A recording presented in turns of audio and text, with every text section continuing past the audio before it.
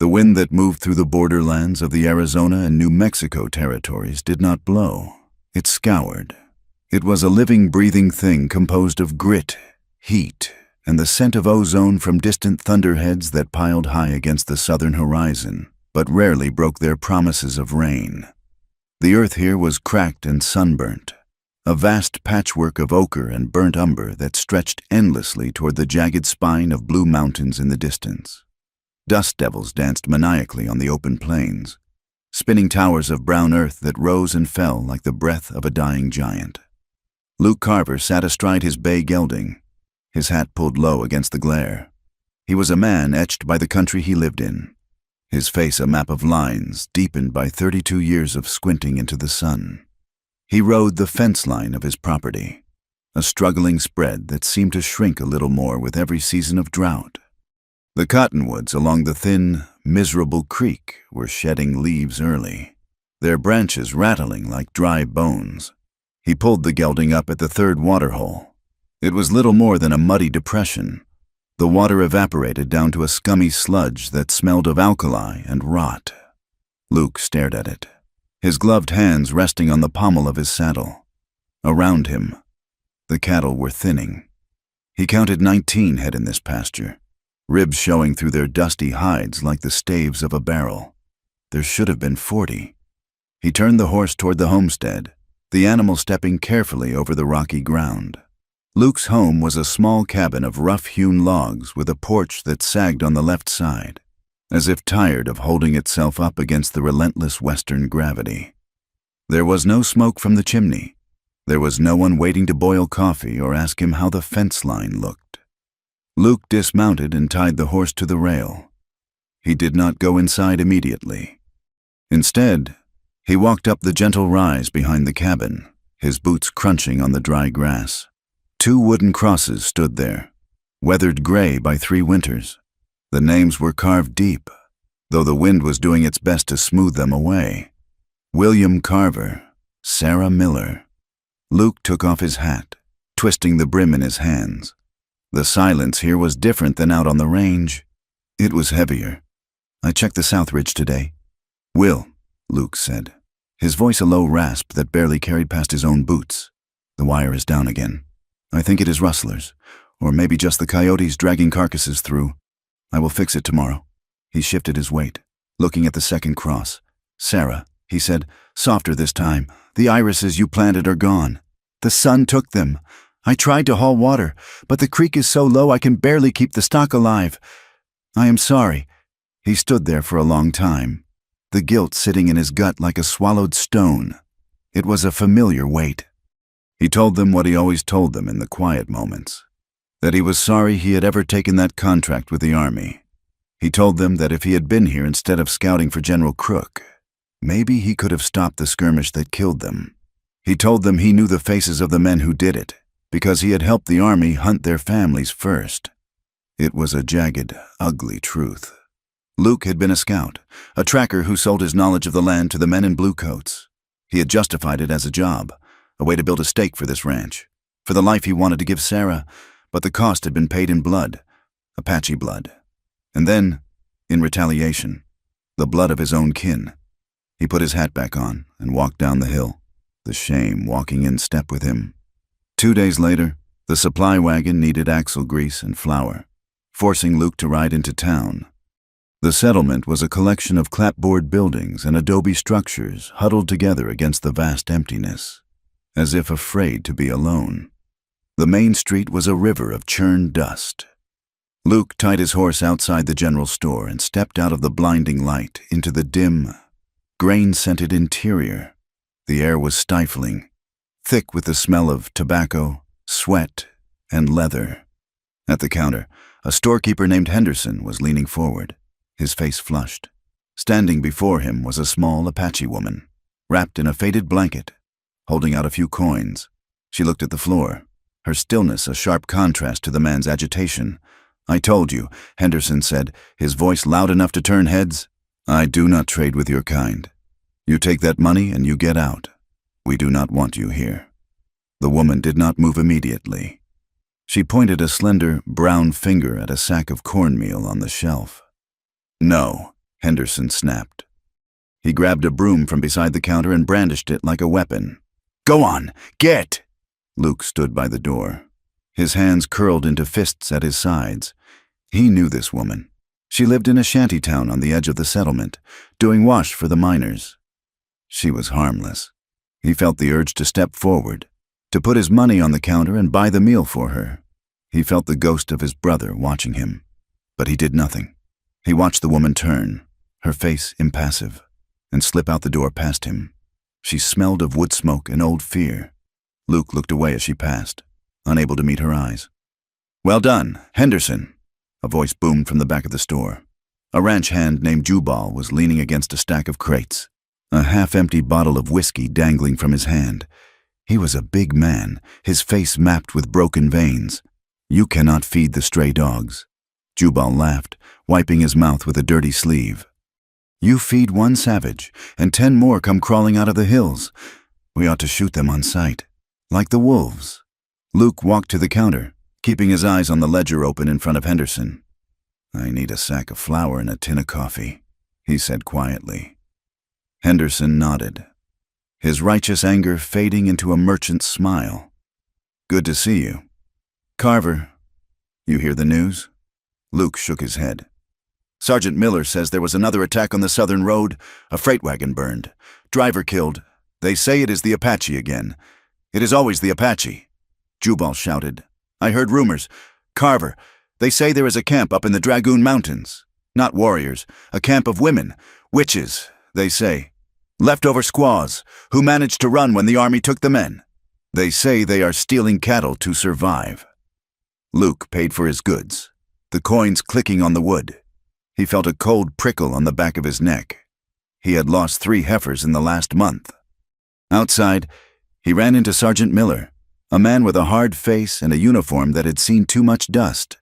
The sergeant was leaning against a hitching post, rolling a cigarette. "Carver."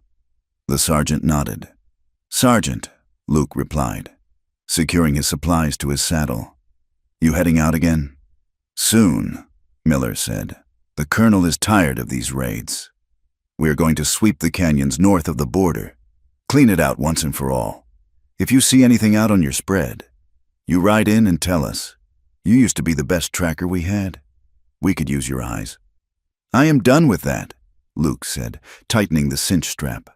"You are done when the job is done," Miller said, striking a match on his boot heel. "And the job is not done until every one of them is on the reservation or under the ground." Luke mounted his horse and rode out of town without looking back. He felt the stain of his silence clinging to him like the dust on his coat. He had not defended the woman.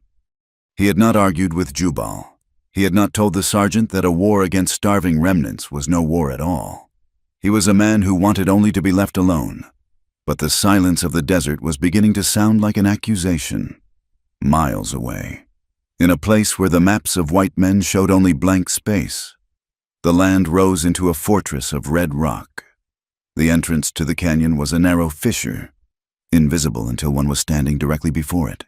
Inside, the walls soared upward, cutting a jagged slice of blue sky far above. This was the sanctuary of the forgotten. The camp was a collection of wickiups made from brush and scavenged canvas, huddled against the canyon walls to escape the midday sun.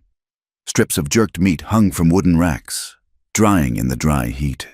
The ground was hard-packed, swept clean by women who maintained order even at the edge of oblivion. Ayanna knelt by a small fire, turning a piece of hide over a smoking pile of sage. She was a woman of striking, severe beauty. Her hair 2 long braids of obsidian that fell over shoulders squared by burden. Her eyes were dark and watchful, holding a grief so old it had hardened into iron. Nalin, the matriarch of their small band, limped over to her. Nalin's leg had been shattered by a soldier's rifle butt 2 years ago, and it had healed crooked. But her mind was as sharp as the skinning knife at her belt. "The water skins are low." "Ayanna," Nalin said, her voice like grinding stones. "And the meat will not last another moon." Ayanna did not look up from her work. "We have hunters out. We have old men and boys out," Nalin corrected gently. "The warriors are gone. Daughter dead or in chains at San Carlos. We cannot stay here. The winter will come. and the canyon will turn into an icebox. We are not going to the reservation, Ayanna said, her voice snapping with sudden ferocity. She looked up, her eyes blazing.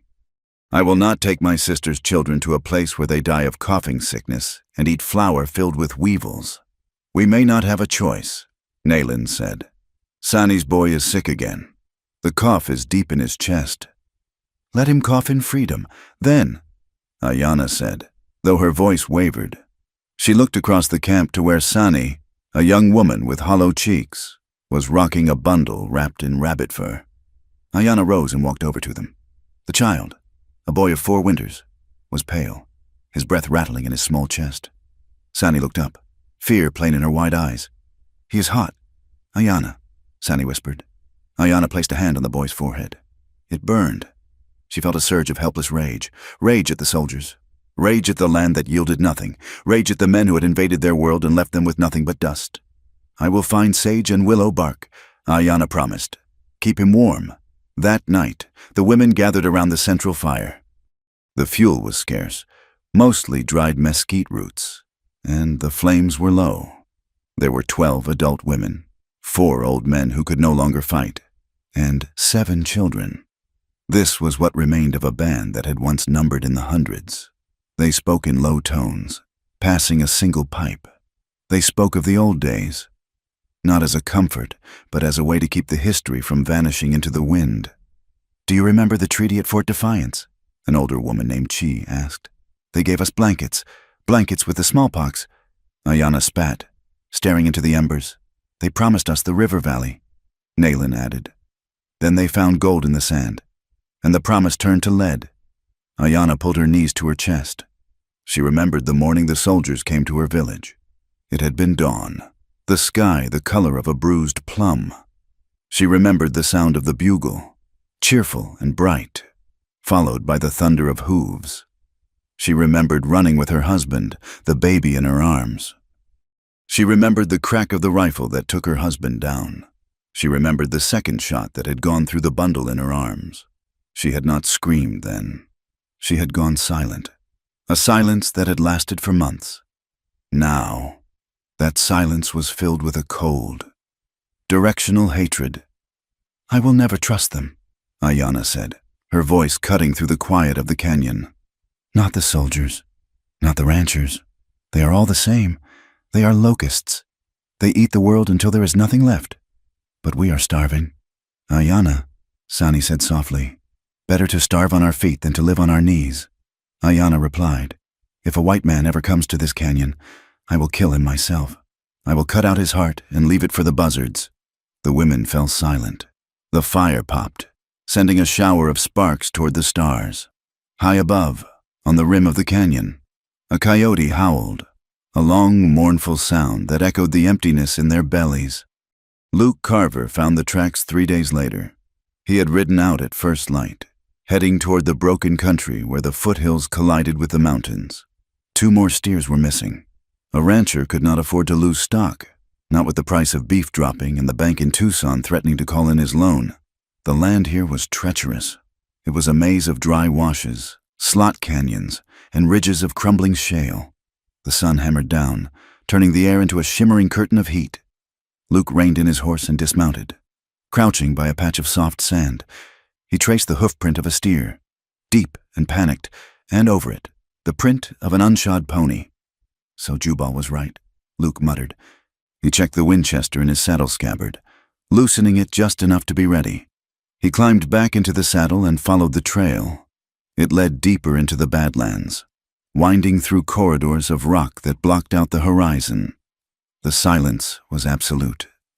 There were no birds here, no wind, just the sound of his horse's hooves clattering on stone. Luke felt the hair on his arms stand up. He had felt this before, years ago, when he was scouting ahead of a column. It was the feeling of eyes upon him. He scanned the ridges, his gaze moving methodically from shadow to shadow. He saw nothing but rock and scrub brush. He rode for another hour. The canyon narrowed. The walls grew steeper, closing in like the jaws of a trap. He should turn back. He knew that. He was one man, alone. But the anger at the theft, the stubborn pride of a man who had lost almost everything else, pushed him forward. He wanted to know who was taking what was his. He rounded a sharp bend in the canyon floor, a massive boulder obscuring the path ahead. The ambush was not a sound, it was a physical impact. As he passed the boulder, a rope hissed through the air. It settled over his shoulders before he could react. The loop tightened, pinning his arms to his sides. Luke shouted, spurring his horse, but the rope went taut with a brutal jerk. He was ripped backward out of the saddle. He hit the ground hard, the wind driven from his lungs in a dusty whoosh. He scrambled to his feet, gasping, instinct taking over. He saw movement, figures rushing from the rocks. He couldn't reach his rifle. It was still on the horse, which was bolting down the canyon. He reached for the colt on his hip, but a second rope snagged his ankle. He was yanked off his feet again, face planting into the gravel. Luke rolled, spitting blood and dust. A figure loomed over him, a warrior with gray hair and a face like a dried apple. The man held a club. Luke lashed out, driving his fist into the man's knee. The old warrior grunted and buckled, but he did not let go of the rope. Then they were on him. Not a horde of screaming braves, but a flurry of desperate strength. Hands grabbed his jacket, his hair, his boots. He kicked out, connecting with something soft. He managed to stand, swinging wild punches. He struck a shoulder, a jaw. He saw a braid whip through the air. A woman. The realization froze him for a split second. In that hesitation, a heavy piece of driftwood cracked against the back of his head. The world went white, then gray. Luke crumpled to his knees. Rough hands stripped the gun belt from his waist. He felt his pockets being turned out. His knife was taken. His watch, Sarah's watch, was ripped from his vest. He blinked, trying to clear the swimming vision. He was surrounded by 6 or 7 people. 2 were old men, their chests heaving with exertion. The rest were women. They were dressed in tattered buckskins and trade cloth, their faces streaked with dust and fury. "Get up!" someone commanded in Apache. Luke understood the tone, if not the word. He was hauled to his feet. His hands were wrenched behind his back and bound with rawhide, tight enough to cut off the blood. A rope was tied around his neck, the other end held by one of the old warriors. They did not kill him. This surprised him. In the stories told in the saloons, the Apache killed men where they found them. "Move!" The warrior grunted. Jerking the rope, they began to march. It was a brutal pace. Luke stumbled over loose scree, his head throbbing in time with his heartbeat. The sun beat down on his bare head. They had taken his hat. They led him deeper into the labyrinth of canyons, along paths that no horse could navigate. They scrambled up shale slides and squeezed through cracks in the rock. As they walked, the adrenaline faded. Leaving room for observation, Luke looked at his captors. They were thin, painfully thin. The women's collarbones stood out sharply. The old men moved with the stiff gait of starvation. They passed the remains of an old camp, perhaps a week abandoned. There were blackened circles of ash and the bones of a mule, cracked open for the marrow. Further on, they passed a shallow grave, barely covered with rocks. A small pair of moccasins had been left on top of the cairn. Luke looked at the woman walking beside him. She was young, perhaps 20. She glared at him with a hatred so pure it felt like heat, but her lips were cracked from dehydration. These were not the bloodthirsty raiders from the dime novels. These were people walking on the edge of death. They are starving, Luke thought, the realization hitting him harder than the club had. They are stealing cattle because they are dying. He remembered the storekeeper refusing to sell the cornmeal. He remembered his own silence. The guilt he had carried for 3 years shifted, changing shape. It was no longer just about the past. It was about the present. He was part of the machine that was grinding these people into the dust. The leader of the group, the gray-haired warrior, stopped and pointed upward. Ahead, the canyon wall seemed to split. A narrow, hidden trail switched back and forth up the sheer rock face. "Up," the warrior said. Luke looked at the trail, then at the faces surrounding him. There was no mercy there. Only a desperate, terrifying need. He began to climb, the rope around his neck pulling tight, leading him into the heart of the enemy camp, and toward a judgment he was beginning to fear he deserved. The journey up the hidden trail had been a blur of gray stone and gasping breath, but the arrival at the camp was a collision with a wall of sound and smell. Luke was shoved forward, stumbling over the lip of the canyon floor, and fell hard onto the packed earth. The dust puffed up around him, coating his tongue with the taste of copper and dry rot. He tried to push himself up, but a boot, moccasin-clad and hard as iron, shoved him back down. He stayed there for a moment, his chest heaving, listening to the sudden cessation of noise. The camp had been alive with the sounds of daily labor, but now it held the heavy, suffocating silence of a courtroom before a verdict. "Get up," the old warrior commanded. Luke scrambled to his knees and then to his feet. He swayed, the blood rushing in his ears. He looked around. The camp was nestled in a wide amphitheater of red rock, protected on three sides by sheer cliffs that climbed halfway to heaven. Wickiups made of brush and canvas were scattered like tossed tumbleweeds. The air was thick with the smell of burning mesquite, cured leather, and the distinct, sharp tang of unwashed bodies and fear. But mostly, the air was thick with resentment. He was standing in the center of a loose circle. It was not a war council of painted braves, as the dime novels back east would have had it. It was a circle of women. There were perhaps 30 of them, ranging from young girls with wide, terrified eyes to ancient grandmothers whose faces were webs of wrinkles. They stared at him not with curiosity, but with a cold, appraising hostility. Children peeked from behind their mothers' skirts, their dark eyes darting between Luke and the weapons held by the few old men who stood guard. Luke felt naked, though he was fully clothed. He had been stripped of his gun belt, his knife, his hat, and his dignity. He stood before them, a white man in a world where his skin was a uniform of death. Ayanna stepped forward from the circle, up close. She was even more formidable than she had been during the ambush. She was not tall, but she held herself with the tension of a drawn bowstring. Her buckskin dress was stained with grease and earth, and her hands were scarred from work, but her face was struck from flint. She looked at Luke as one might look at a rattlesnake found in a cradle. "Why is he breathing?" Ayanna asked, her voice clear and cutting. She did not look at Luke. She looked at the old warrior who had brought him in. "We do not need another mouth to feed. We do not need a spy to lead the bluecoats here. He is a rancher." The warrior grunted. "He has strong hands. He has a white heart." Ayanna spat. She turned to the other women, her voice rising. "Do you not see? He tracks like a wolf. If we let him live, he will escape. If he escapes, he brings the soldiers. If the soldiers come, we die. All of us." She pointed a finger at Luke, trembling with rage. "Kill him now. Put his head on a stake at the canyon entrance. Let the white men see what happens when they come for us." A murmur of agreement ran through the circle. Several of the younger women nodded, their faces hardening. Luke felt the sweat trickle down his spine. He knew, with absolute certainty, that he was seconds away from dying. He thought of the graves on the hill behind his cabin. He thought of Sarah. Wait. The single word cracked through the tension like a whip. The circle parted, and Naylin limped forward.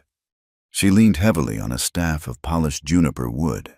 Her hair was entirely white, caught in a loose knot at the nape of her neck.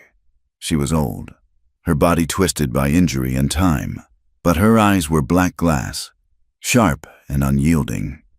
Naylin stopped in front of Luke. She looked him up and down, inspecting his boots, his hands, the width of his shoulders. It was the way Luke looked at a horse at an auction. "He is strong," Naylin said, her voice dry and rasping. "He is an enemy," Ayanna countered, though her tone lost some of its edge in the presence of the matriarch. "He is a resource," Naylin corrected. She turned to Ayanna. "You want to kill him for revenge? Daughter, that is a luxury we cannot afford. Revenge does not fill the waterskins. Revenge does not chop the wood. Revenge does not mend the corral fences." She turned back to Luke. "What is your name?" "White man." Luke swallowed. His throat felt like it was full of sand. Luke Carver. Carver, Nellen repeated, testing the sound of it. She stepped closer, smelling of sage and old smoke. Tell me, Carver, where are the soldiers? I do not know, Luke said. Do not lie to me, Nalen said softly. She did not raise her voice, but the threat was there, sharp as a knife. We know they are moving. We have seen the dust. Where are they going? They are sweeping the southern range, Luke said, the words tumbling out. He felt a stab of shame at the betrayal of his own people, but the instinct to survive was louder. Sergeant Miller said they are moving toward the border. They are looking for stragglers. Stragglers, Ayanna repeated bitterly. That is what they call us, not people, stragglers. Debris to be swept away. Nalen silenced her with a raised hand. And your ranch? Is anyone waiting for you? No, Luke said. I live alone. Good, Nalen said. She looked around the circle, meeting the eyes of the other women. Our men are gone. Some are dead. Some are rotting in the prison at San Carlos. We have only boys and old ones left. The work is hard, and our backs are breaking. She pointed her staff at Luke's chest. This man owes a debt. His people have taken our land. They have taken our buffalo. They have taken our husbands. So, he will take their place. Not as a husband, but as a beast of burden. Ayanna stepped forward, protesting. He is dangerous. Nalen, he is only dangerous if we let him be, Nalen said. She looked at Luke, her eyes narrowing. Listen to me, Carver. You want to live? Yes, Luke whispered. Then you will work, Nalen said. You will do what the women of this camp tell you to do. You will carry the heavy loads. You will dig the holes. You will fix what is broken. You will be hands and a back for every woman here. She leaned in close, her face inches from his. You will please us, she said. The words were heavy with a dark, biting irony. You will please us with your labor. You will please us with your obedience. As long as you are useful, you breathe. The moment you become a burden, or the moment you try to run, Ayanna will get her wish. Do you understand? Luke looked at the ring of faces. He saw no pity. He saw only a grim pragmatism. He was being offered a life, but it was the life of a mule. I understand, Luke said. Nalen nodded once. Take him to the horse lines. Tie him there. He can start by cleaning the filth from the corral. Let him smell the dung of the horses he tried to steal. The first week was a blur of agony that stripped Luke of every layer of pride he had ever possessed. They did not keep him in a cell. The canyon itself was the prison. By day, his hands were unbound, but he was watched constantly by the old warriors or by Ayanna, who sat in the shade sharpening her knife, her eyes never leaving him. By night, he was tied to a stake near the horse corral, sleeping on a rough pallet of woven grass that offered no protection from the cold ground. His day began before dawn. A bucket of cold water was thrown on him, usually by one of the younger boys, who would giggle and run away. Luke would wake shivering, his joints stiff, his stomach cramping with hunger. His first task was water. The spring that fed the camp was a trickle located half a mile up a steep, rocky incline. Luke was given 2 large wooden buckets, suspended from a yoke that sat across his shoulders. He had to make 5 trips every morning. The path was treacherous, slick with loose shale. On the second day, his legs trembling from exhaustion, Luke slipped. He went down hard, the buckets crashing, the precious water spilling into the thirsty dust. He lay there for a moment, staring at the wet stain on the red earth, despair washing over him. Get up! Ayanna's voice lashed at him from the rocks above. Luke looked up. She was perched on a boulder like a hawk. I slipped, Luke gasped, struggling to his feet. The water does not care why it was spilled, Ayanna said coldly. It is gone. Go back and fill them again. And this time, if you spill it, you will not drink tonight. Luke glared at her. I am doing my best. Your best is weak, she said. A white man's best is soft. You are used to sitting on a horse while the animal does the work. Here, you are the animal. He hauled the water until his shoulders were raw. the wood of the yoke rubbing the skin away. He hauled until his boots began to crack and his hands were a landscape of blisters. After the water came the wood. The women needed fuel for the fires, but the canyon floor had been picked clean long ago. Luke had to climb the high ridges to find dead ironwood and mesquite. The wood was hard as stone. He had only a dull hatchet, and he chopped until the vibrations rattled his teeth. One afternoon, in the blistering heat of midday, Luke was digging a new latrine pit at the far edge of the camp. The ground was like concrete, a mix of clay and rock. The pickaxe struck sparks with every swing. He paused to wipe the sweat from his eyes, leaning on the handle, his chest heaving. Is the white man tired? Luke turned. Ayanna was standing there, holding a water skin. She took a long, slow drink, letting a few drops run down her chin, knowing he was watching. I am not tired, Luke rasped, his voice a dry croak. I am thirsty. Thirst is a good teacher, Ayanna said. She corked the skin. It teaches you to be grateful for what you have. Luke swung the pickaxe again, driving it into the earth with a grunt of rage. I am grateful I am not you, he muttered. Ayanna stepped closer. What did you say? I said I am grateful I do not have a stone where my heart should be. Luke snapped. He dropped the pickaxe and turned to face her, his patience snapping. I am working. Ayanna, I am doing what you asked. Why do you hate me so much? Is it just the color of my skin? Or is it because I am a man? Ayanna's face darkened. She stepped into his space, fearless. You think this is about skin? You think this is about you being a man? She gestured to the camp behind them. Look at them. Carver. Look at Sani. Her husband was shot in the back while he was planting corn. Look at Nalin. She walks with a stick because a soldier broke her leg for sport. You think I hate you because you are white? I hate you because you represent the end of my world. She poked a finger into his chest. Hard. You represent the disease. You represent the whiskey.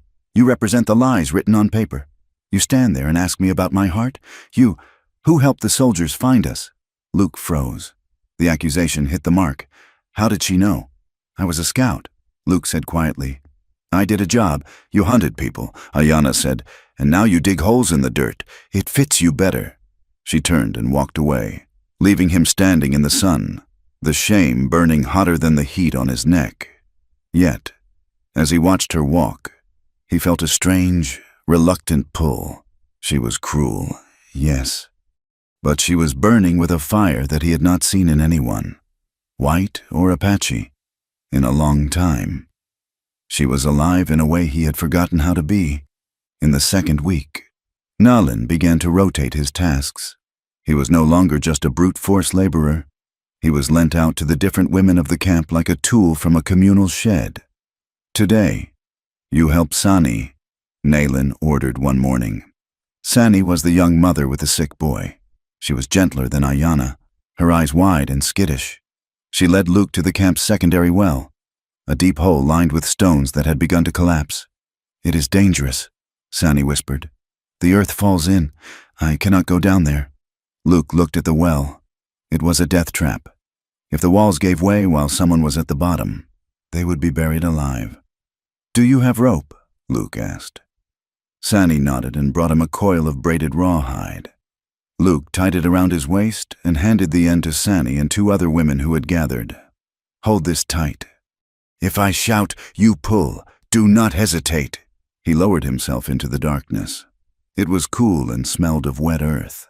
He worked for hours, wedging flat stones into the gaps, shoring up the crumbling sides. It was delicate, dangerous work. His hands, calloused and bleeding from the wood chopping, had to be precise. When he climbed out, covered in mud, Sani was waiting with a gourd of water. She handed it to him, her fingers brushing his. Thank you, she said softly. Luke drank, the cool water sliding down his throat like a blessing. It is fixed. Sani, but tell the children to stay away from the edge. Sani smiled. A fleeting, shy thing. You have good hands, Carver, for a white man. The next day, he was sent to help a widow named Asan. She was trying to build a stone windbreak for her wickiup. The stones she had chosen were massive, river-smooth boulders that weighed as much as a calf. Luke moved them. He set his shoulder against the rock, gritting his teeth, driving with his legs. He sweated and strained, moving rocks that would have taken the widow a week to drag. When he finished, Dasan did not thank him with words. She simply handed him a piece of dried venison, the first meat he had eaten in 10 days. Luke ate it slowly, savoring the salt and the gaminess. Then there was Chi, the grandmother. She was trying to drag a bundle of firewood with a rope tied in a clumsy knot that kept slipping. Luke watched her struggle for a moment, then stepped forward. "Let me," he said. Chi glared at him. "I do not need help. The knot is wrong," Luke said. "It will slip every time the wood hits a rock."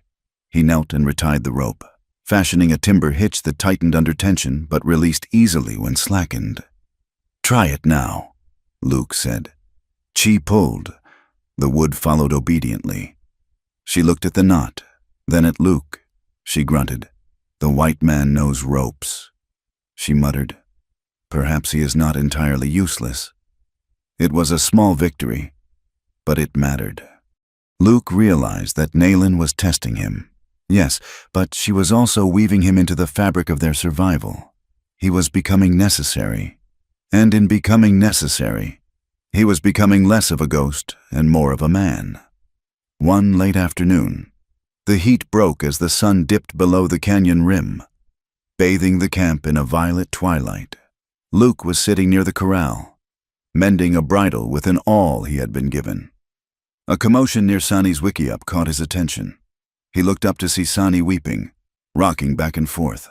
Her son's cough had turned into a terrifying, barking spasm that echoed off the canyon walls. The women abandoned their tasks. They moved like a single organism, converging on Sani's shelter. Ayana was there, and Nalin, and Chi. Luke watched from a distance. He expected a ritual, some chanting or shaking of rattles. Instead, what he saw was a quiet, profound tenderness. Naylin knelt and placed her hands on the boy's chest. Ayana brought a bowl of steaming water infused with crushed creosote and held it under the boy's nose, urging him to breathe the steam. Sani held the boy's hand, singing a low, repetitive melody that sounded like the wind in the grass. Another woman brought a cool, wet cloth and wiped the boy's face. They formed a wall of bodies around the child, a shield of maternal will against the darkness. Luke stopped working. He sat there, the awl loose in his hand, and felt a lump form in his throat. He remembered the night Sarah died. He remembered the doctor in town shaking his head, the cold sterility of the room. He remembered the feeling of being utterly alone in the universe. These women had nothing. They were starving, hunted and living in the dust. But they had this. They had a bond that was stronger than iron. They shared the grief, just as they shared the food. He looked at Ayana. Her face was softened by the firelight, the hardness gone. She looked young and scared, just a woman trying to keep a child from slipping away. For the first time since his capture, Luke did not see them as Apache. He did not see them as the enemy. He saw them simply as people, clinging to one another on the edge of the world. And he realized, with a jolt of painful clarity, that he was the intruder here. He was the alien. That night, the wind picked up, moaning through the crevices of the rocks. Luke lay on his pallet, staring up at the slice of stars visible between the canyon walls. A coyote howled in the distance, a lonely, shivering sound. Sleep would not come. The scene with the sick boy had unlocked a door in his mind he usually kept bolted shut. He closed his eyes and he was back in the tent, the canvas flapping in the wind, the smell of cigar smoke and whiskey. General Crook was tracing a line on a map with a gloved finger. "They are using these canyons to move between the reservations and Mexico," the general said. "We need to close the door." Young Will, Luke's brother, was leaning over the table, his face flushed with excitement. "We can clean them out. General, if we hit the water holes, they will have nowhere to go." And Luke was standing there, silent. He knew the land. He knew where the water was. He knew the hidden trails. "Carver," the general asked, "is this the route?" Luke saw his own hand reaching out. He saw his finger tapping a spot on the map, a spot that looked exactly like the shape of this canyon. "Yes, sir," Luke said. "That is the place. If you block the southern pass, you trap them." Luke opened his eyes, gasping as if he had been underwater. The shame was a physical pain, a gnawing rat in his gut. He had drawn the map. He had pointed the finger. He had sent the soldiers who broke Nalin's leg, who killed Sani's husband, who made Ayanna a widow. He looked across the sleeping camp. The fire had burned down to embers. He wanted to get up and run. He wanted to flee into the dark and never look back, but he knew he couldn't. He was bound here, not by Nalin's ropes, but by the weight of what he had done. A few nights later, the sound of a drumbeat woke him. It was a soft, rhythmic pulse, like a heartbeat. Luke sat up. The women were gathered around the fire again, but this was not a council. A young girl, one who had recently come of age, was dancing. She moved with small, shuffling steps, her arms raised to the sky. She held a cane adorned with feathers. The other women sang, a high, keening sound that seemed to vibrate in the rocks. It was the sunrise dance, or something like it. Luke had heard of it but never seen it. He watched, mesmerized. The dance went on for hours. It was endurance. It was prayer. It was a defiance of the exhaustion that plagued them. The girl looked exhausted, but the older women danced beside her, supporting her, lending her their strength. "You are spying again." Luke jumped. Ayanna was standing just outside the circle of light, watching him watch them. "I am not spying," Luke said, keeping his voice low. "I am listening." "You mock us," Ayanna said, her voice tight. "You think it is savage. You think it is foolishness to dance when our bellies are empty." "No," Luke said. He looked back at the dancer. "Tell me then, white man, what do you see?" Luke hesitated. He struggled to find the words. I see that you are holding her up. I see that she is tired, but you will not let her fall." Ayanna fell silent. She had expected an insult. She had expected him to laugh. "It is beautiful," Luke added softly. "I do not understand the words. I do not know who you are singing to, but it is beautiful." Ayanna looked at him, really looked at him, for a long moment. The firelight caught the sharp angles of her face. She looked confused, as if he had spoken in a language she did not know she understood. "You are a strange enemy." "Carver," she whispered. Then she turned and walked back to the fire, leaving him alone in the dark. The truce, fragile as it was, nearly broke 2 days later. Luke was working near the horse corral, repairing a section of fence where the rails had rotted through. The horses were nervous today. The wind was gusting, carrying the scent of something that made them spook, perhaps a mountain lion, or just the coming storm. The corral held 6 horses, tough, wiry Mustangs that were the tribe's most valuable possession. Among them was a black stallion with a white blaze, a new capture that was still half wild. Luke had his back to the gate, wrestling a heavy cedar post into place. He heard a soft giggle. He turned. It was Sani's boy, the one who had been sick. He was better now, and he had wandered away from his mother's watchful eye. He was standing inside the corral, toddling toward the black stallion. The boy held out a handful of dry grass. "Horse," he chirped, the stallion's ears pinned back. It snorted, pawing the ground. The sudden movement of the small child startled it. Luke dropped the post. "No!" he shouted. The stallion reared, a towering shadow of muscle and hooves. It screamed, twisting in the air, its front legs lashing out. The boy froze, looking up with wide, uncomprehending eyes. Luke didn't think. There was no time to think. There was no time to remember that he was a prisoner, or that these were the enemy. He vaulted the fence. He hit the dirt running, throwing himself between the horse and the child. He didn't try to grab the boy. There wasn't time. Instead, he threw his arms up, making himself big, and roared, "Hia! Back!"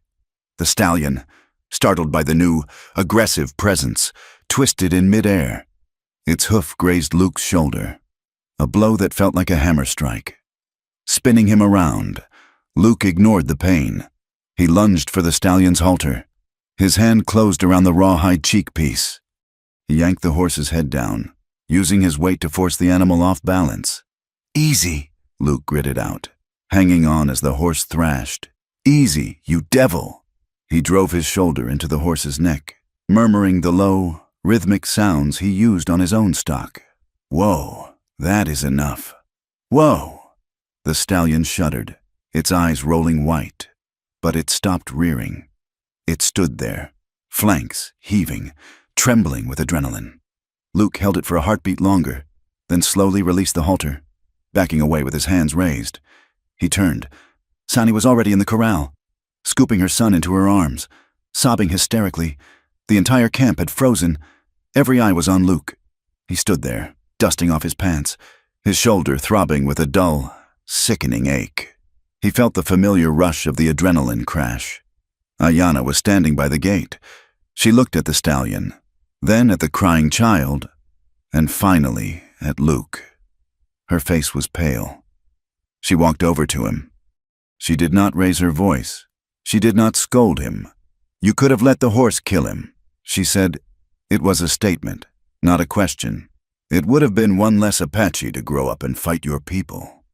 Luke looked at her, rubbing his injured shoulder. "He is a boy. Ayanna, he is not a war." Ayanna stared at him. The silence stretched between them, thin and taut. For the first time, the hate in her eyes was gone, replaced by something else. Shock, perhaps, or a grudging, painful respect. She reached out, her hand hovering for a second as if she might touch his arm, then dropped it. "Thank you," she said. The words were stiff, foreign in her mouth. She turned and walked to Sani, putting a protective arm around the younger woman. Luke watched them go. He leaned against the fence, the pain in his shoulder sharp and real. He looked at the stallion, which was now watching him with wary curiosity. "We are both stuck here, friend," Luke whispered to the horse. But as he looked around the camp, he saw the way the other women were looking at him now. The cold appraisal was cracking. Nayland gave him a slow, deliberate nod from across the fire. The wall was breaching, and Luke wasn't sure if that made him safer, or if it put him in more danger than he had ever been in his life. The days bled into one another, losing their names and becoming a single, unbroken ribbon of heat and labor. Weeks stretched into a month, and the canyon, once a prison of red walls and hostility, began to feel like a strange, hard-edged home. Luke Carver was changing. The change was written on his body. The sun had burned his skin to the color of cured leather, peeling away the pale tan of the rancher to reveal something darker and rougher beneath. His hands, once used to the reins of a horse and the smooth wood of a rifle, were now mapped with new calluses, thick pads on his palms from the hoe, cuts on his knuckles from the rock, and a permanent stain of earth under his nails that no amount of scrubbing could remove. He was no longer the white stranger tied to the post. He was a functioning cog in the machinery of the camp's survival. It started with the rope. One afternoon, sitting in the shade of a mesquite tree, Luke watched a young boy struggling to braid a lead line from strips of raw hide. The boy was clumsy, his small fingers fumbling with the slippery leather. The resulting rope was lumpy and weak. Luke watched for a long time. Finally, he picked up a scrap of hide and moved closer. "Watch," Luke said. The boy looked up, wary, but curiosity won out. Luke worked slowly. He split the hide into 4 strands instead of 3. He showed the boy how to weave them, over and under, keeping the tension even, rolling the braid between his palms to smooth it. The result was a round, tight rope, strong enough to hold a struggling calf. The boy's eyes went wide. He took the rope, pulled on it, and grinned. 4 is better than 3, Luke said. By evening, 3 other boys and 2 women were watching him.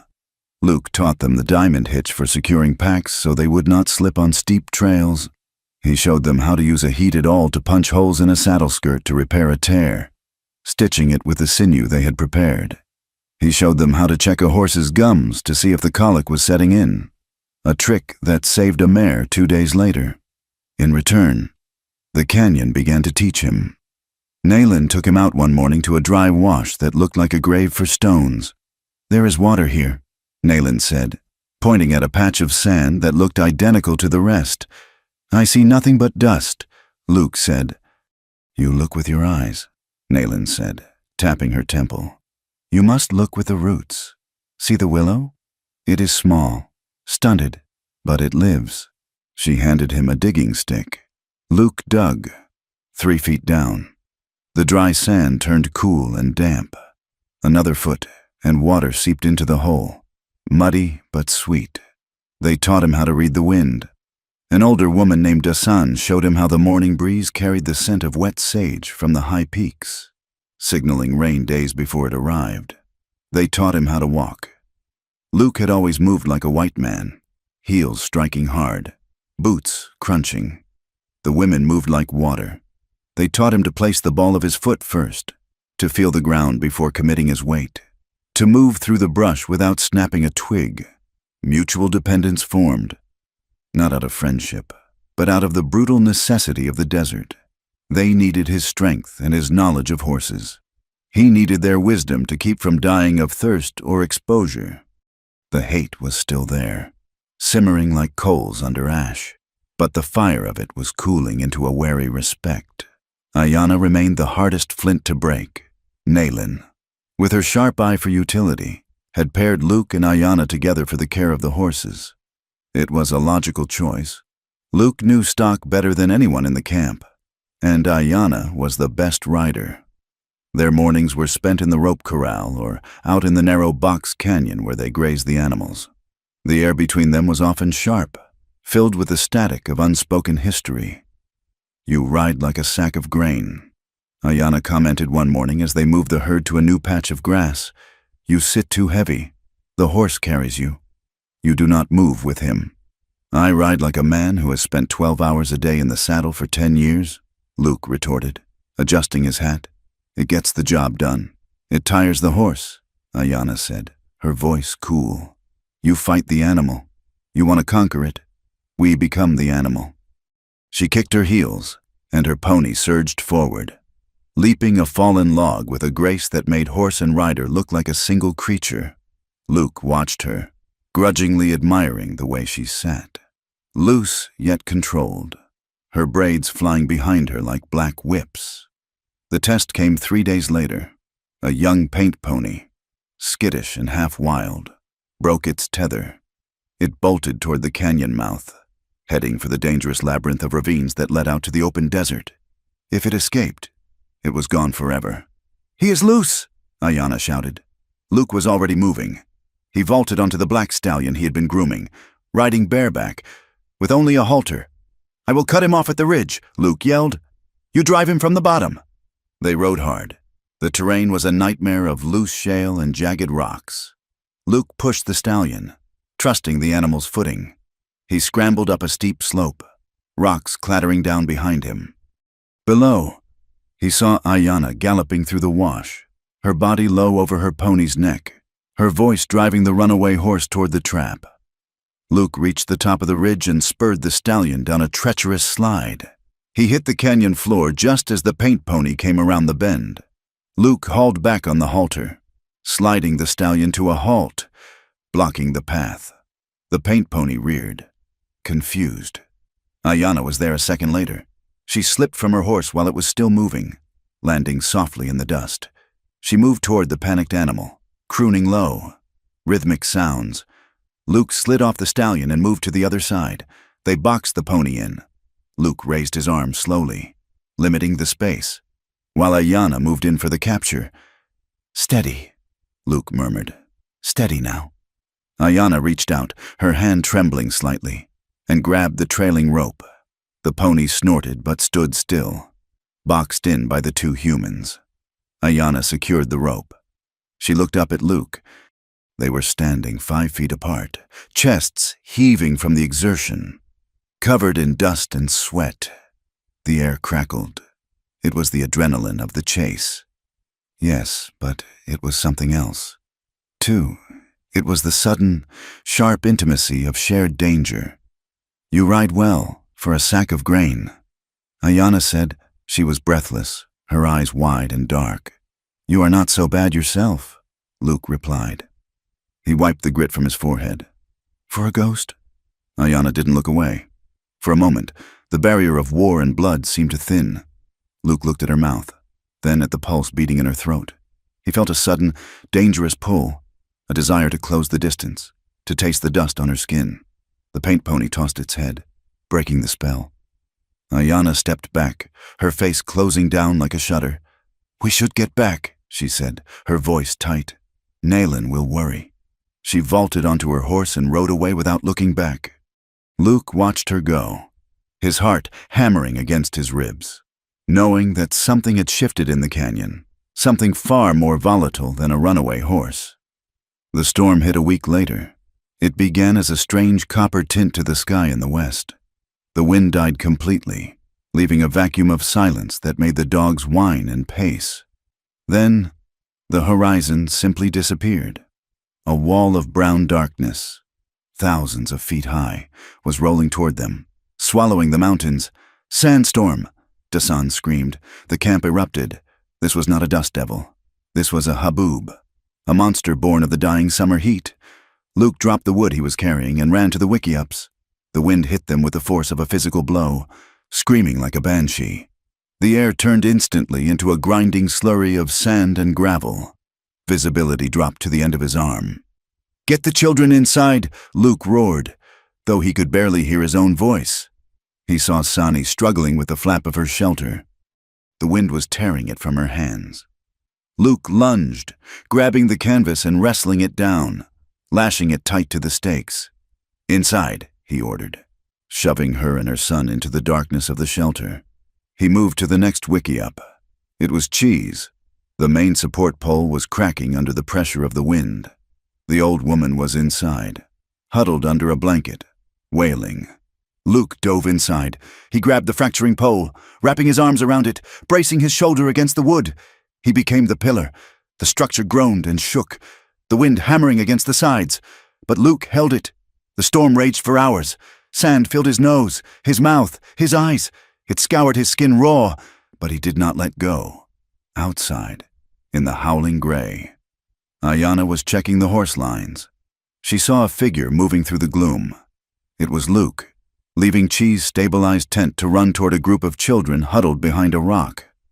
He grabbed two of them, shielding their faces with his own jacket, his body taking the brunt of the stinging grit as he hustled them toward the safety of a cave at the canyon wall base.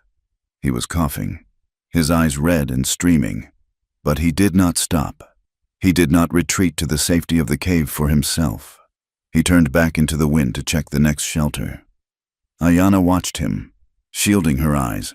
A strange sensation twisted in her gut. He was fighting the wind for them. He was bleeding for them. It was becoming harder and harder to see the monster she wanted to hate. The storm died at midnight, leaving the canyon buried in drifts of fine silt. The silence returned, ringing in their ears. Luke collapsed just before dawn. He had spent 6 hours fighting the wind, breathing in the dust. His lungs, already scarred from years of rough living, rebelled. He fell near the fire pit, his body shaking with a sudden, violent rigor. By morning, the fever was burning him alive.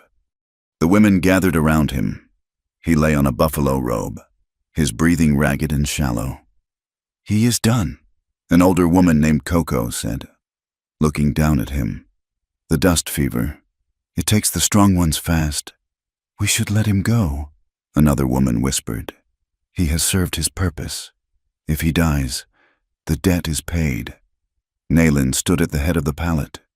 She looked at Luke's face, which was flushed a dark, unhealthy red. "He saved your shelter. Chi," Nayland said sharply. "He shielded Sani's boy. He held the roof over my head." "He is still white," Coco muttered. "He is useful," Nolan insisted, "and perhaps he is more." She turned to Ayanna, who was standing at the edge of the circle, her arms crossed. "You will tend him." "Ayanna? Me?" Ayanna stepped back. "Why?" "Because you wanted to kill him the most," Nolan said. "If he lives, it will be because you willed it. If he dies, it will be on your hands. It is a test, daughter. For him. And for you," Ayanna argued. But Nolan's word was law. For 3 days and 3 nights, Luke drifted in the dark waters of delirium. Ayanna sat beside him in the small, separate wickiup they used for the sick.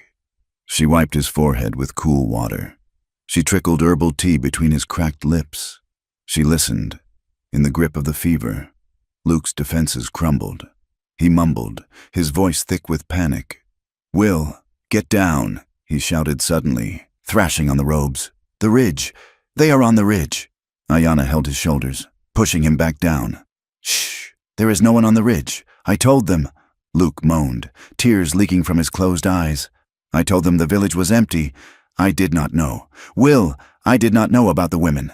Ayanna froze. Her hand hovered over his chest. "San Carlos," Luke whispered.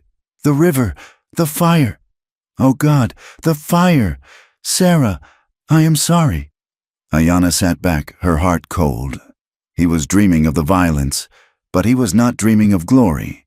He was dreaming of horror. She heard the names of places she knew, places where her people had been slaughtered. She heard the name of the river where her cousin had died.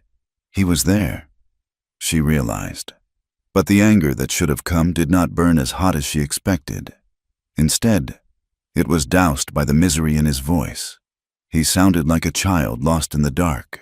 He sounded like she felt when she woke up screaming from her own nightmares. "He is haunted," Ayanna thought, "just like us." She looked at his face, stripped of its guard. She felt a confusing swirl of pity and suspicion. He was the enemy, yes, but he was a man who carried his own ghosts, and the weight of them was crushing him. Luke broke the fever on the 4th night. He woke to darkness and the smell of sage smoke. He was weak, his body feeling as if it had been beaten with clubs. He turned his head. Ayanna was sitting near the entrance, half in shadow, mending a moccasin by the light of a single tallow candle. "Water," Luke croaked. Ayanna moved instantly. She lifted his head and held a gourd to his lips. He drank greedily. Slowly, she commanded, "You will be sick."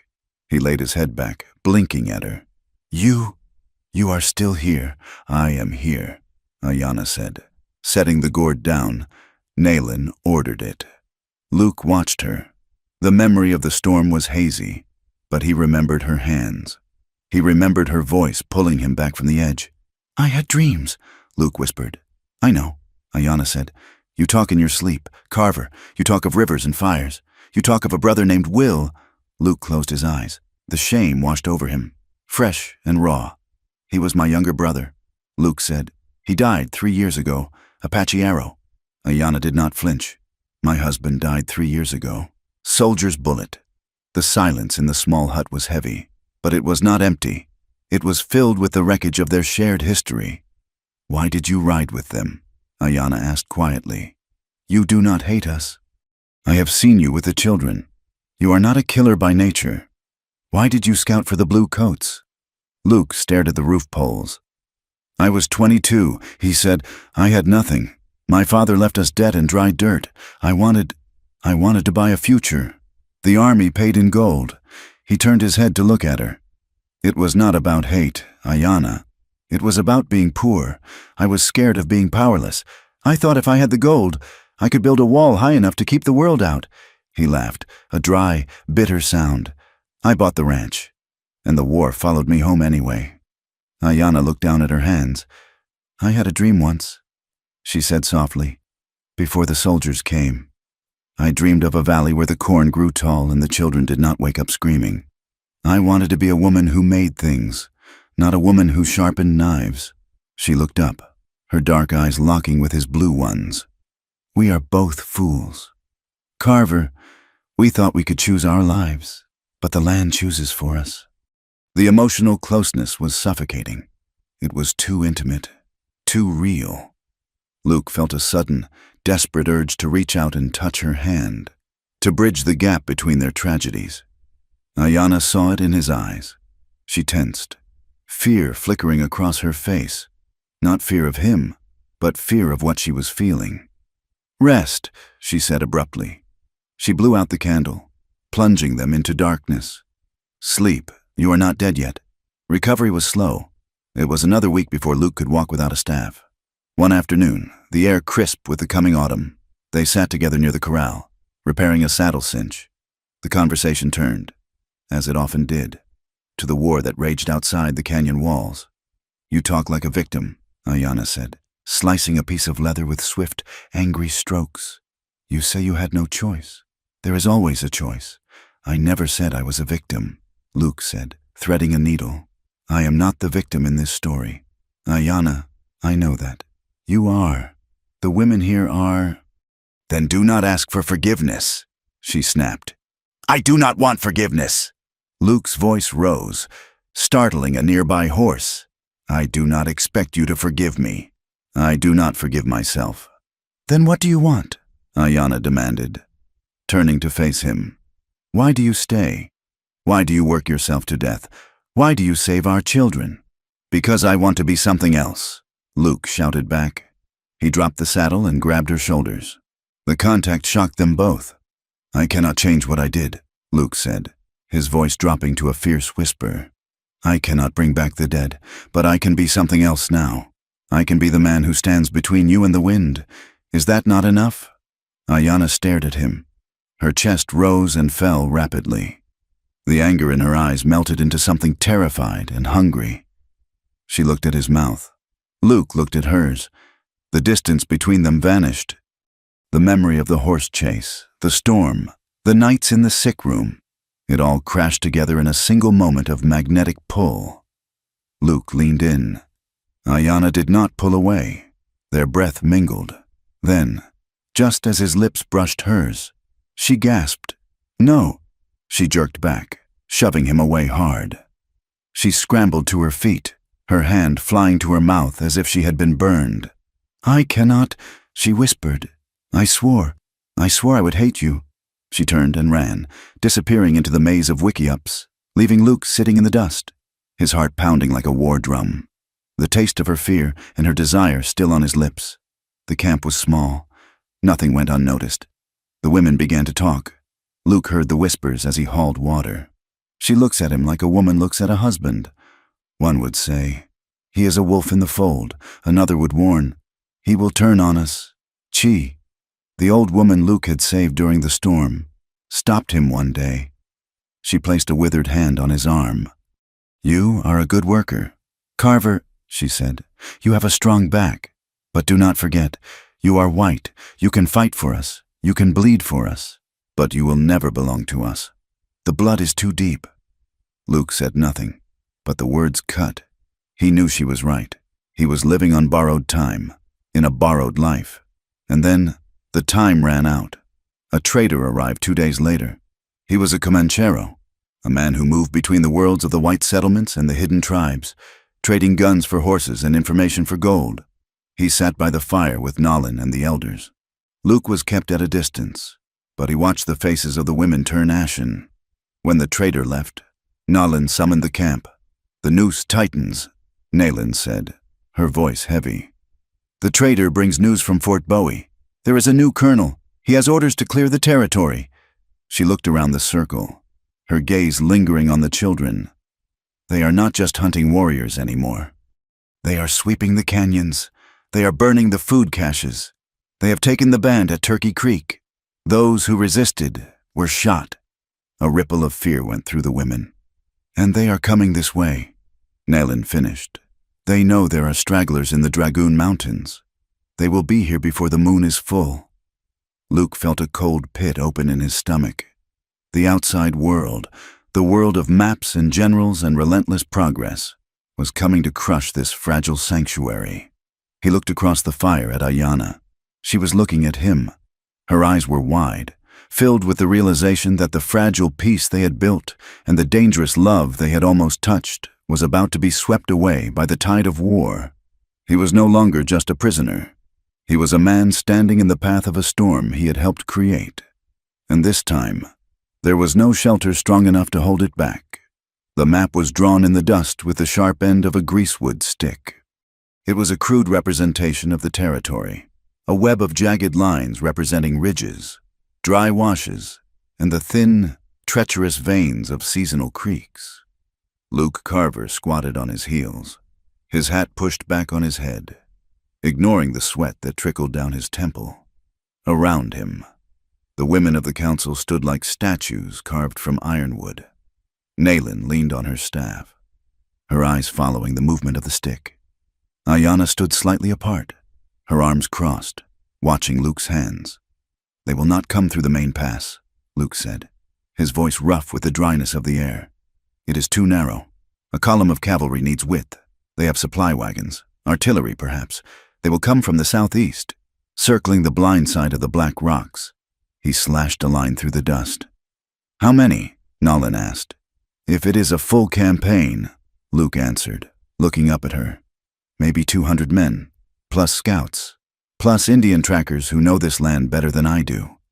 A murmur of unease rippled through the women. 200 soldiers against 30 women, a few old men, and children. It was not a battle. It was an execution. "How fast?" Ayanna asked. Her voice was sharp, cutting through the fear. Luke hesitated. He looked at the map, calculating. If they are moving heavy, 10 miles a day. If they leave the wagons behind and ride hard, 30. They could be at the canyon mouth in 3 days, maybe 4. He pointed to a narrow choke point on his dirt map. "Here," Luke said. "The slot canyon at Painted Rock. They have to pass through single file. If you put shooters high up on the rim, you can stop them. You can drop rocks. You can spook the horses. You cannot defeat them, but you can make them bleed enough to turn back." Nayland nodded slowly. She looked at Luke with a strange expression, part suspicion, part grudging respect. "You give us the knife to cut your own people." "Carver, they are not my people," Luke said quietly. "Not anymore." He stood up, wiping the dust from his hands. He felt the weight of Ayanna's gaze on him. He met her eyes. There was gratitude there. Yes, he saw it. But beneath the gratitude was a deep, darkening dread. Ayanna looked away first. She was terrified, not just of the soldiers, but of what was happening inside her own chest.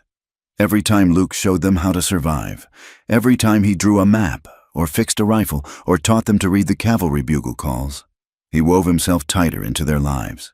She found herself looking for him in the mornings. She found herself wondering if he had eaten. It was a weakness, and in the borderlands, weakness got you killed. The next morning, the sky was a sheet of hammered tin, bright and merciless. Nayland ordered a scouting party to ride south to confirm the rumors. She chose Ayanna to lead it, and she ordered Luke to go with them. "He stays on a lead rope." Nolan instructed, "If he tries to signal the soldiers, you put a bullet in his spine." They rode out in a group of 4, Ayanna, Luke, and 2 younger women who were skilled with the bow. Luke rode the black stallion, his hands bound loosely to the saddle horn, his horse's lead line held by Ayanna. The landscape they traversed was a graveyard of geology. Great slabs of red rock thrust up from the earth, twisted by ancient fires. The arroyos were deep scars cut by violent floods that only happened once a decade. The sagebrush was brittle, snapping like dry bones when the horses brushed past. Heat shimmered off the rocks in waves, making the distant mountains dance and dissolve. High above, 3 vultures circled in a slow, lazy spiral, waiting for the sun to finish what the drought had started. They rode in silence for hours, the only sound the crunch of hooves and the creak of leather. Luke scanned the horizon, his old instincts flaring. He smelled the wind, tasting for dust, for smoke, for the acrid scent of nervous horses. By mid-afternoon, they found what they were looking for. Ayanna raised her hand, halting the group. She pointed to the ground. "Tracks." Luke leaned forward. "Shod horses. Deep impressions. They were moving fast." He looked at the pattern. "A patrol," he said softly. 12 men, moving north. They followed the trail cautiously, keeping to the high ground, using the shadows of the rocks for cover. 3 miles further on, they came upon the remains of an encampment. It had been a temporary bivouac. The ashes of the fire were cold, but not old, perhaps 2 days. Ayanna dismounted and walked through the site. She found a discarded tin of tobacco, a broken spur strap, and the ruts of a light wagon. Then she stopped, near a cluster of mesquite bushes. The earth had been disturbed, a shallow mound, hastily covered with rocks. Ayanna walked toward it. Luke watched her, his heart heavy. He knew what was under those rocks. She knelt and moved a stone. Underneath lay a small, beaded pouch, a medicine bag, and a single, broken arrow. "Apache," one of the younger women whispered. Ayanna did not speak. She stood up, her face a mask. Someone had been caught here, a straggler, a scout from another band. They had been killed and buried in a hole too shallow to keep the coyotes out. She looked at the tracks leading away. They went north, toward the canyon. "They know," Ayanna said. Her voice was hollow. "They are not just sweeping. They are hunting. They camped that night in a narrow side canyon, hidden from the main trail. They dared not light a large fire, only a small, smokeless flame in a pit to boil coffee and warm their hands against the sudden desert chill." The two younger women took the first watch at the canyon entrance. Luke and Ayanna sat by the fire. Luke's hands were untied for the evening, but his rifle remained with Ayanna. He sat with his back to the rock wall, watching the flames lick at the dry wood. Ayanna sat opposite him, wrapping her blanket tighter around her shoulders. The discovery of the grave had shaken her. The reality of the approaching army was no longer a rumor. It was a set of hoofprints leading to her home. "Why did she die?" Ayanna asked suddenly. Luke looked up, startled. "Who? Your woman? The one in the grave on the hill?" Luke stared into the fire. He had not spoken of Sarah to anyone in a long time, not the truth of it. Her name was Sarah. Luke said she was 22. She liked to plant flowers, even though the sun killed them every year. She said the land needed color. He picked up a twig and snapped it. It was a skirmish. A raiding party came through, stealing horses. They were not looking for a fight, I think, but my brother, Will, he was hot-headed. He saw them taking the stock. He opened fire. Luke closed his eyes. It was chaotic. Dust everywhere. Gun smoke. Sarah ran out onto the porch to pull Will inside. A stray bullet hit her.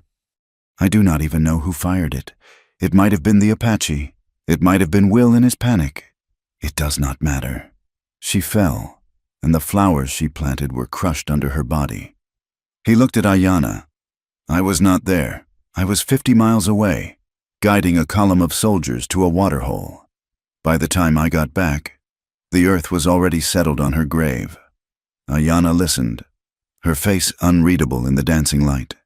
She saw the pain in him, raw and unhealed. It mirrored her own. My husband was named Coda, Ayanna said softly. He was a weaver. He did not like to fight. He made blankets with patterns of the stars. She touched the necklace of turquoise beads at her throat.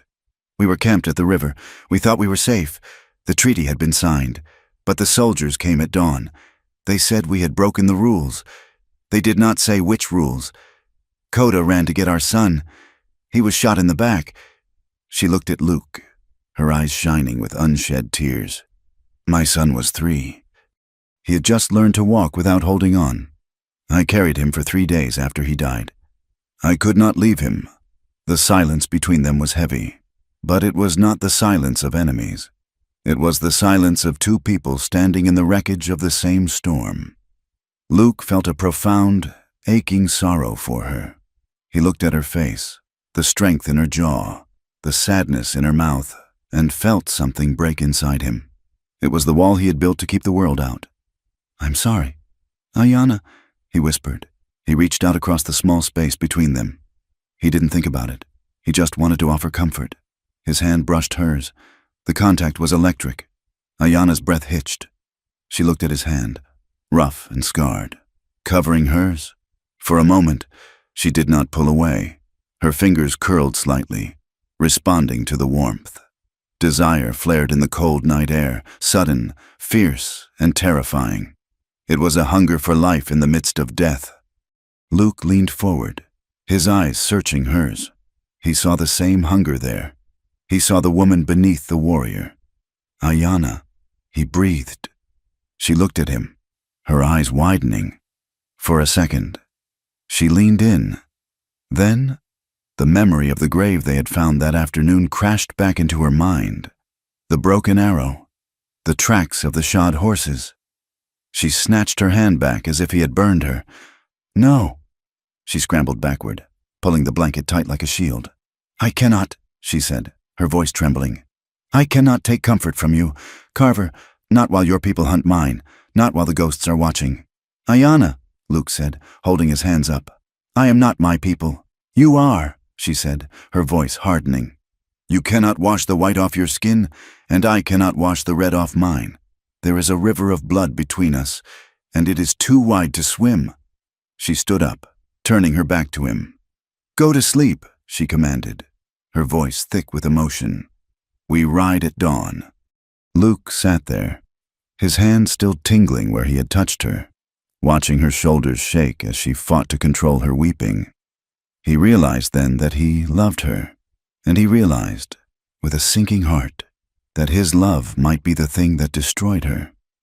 They returned to the main canyon 2 days later, exhausted and grim.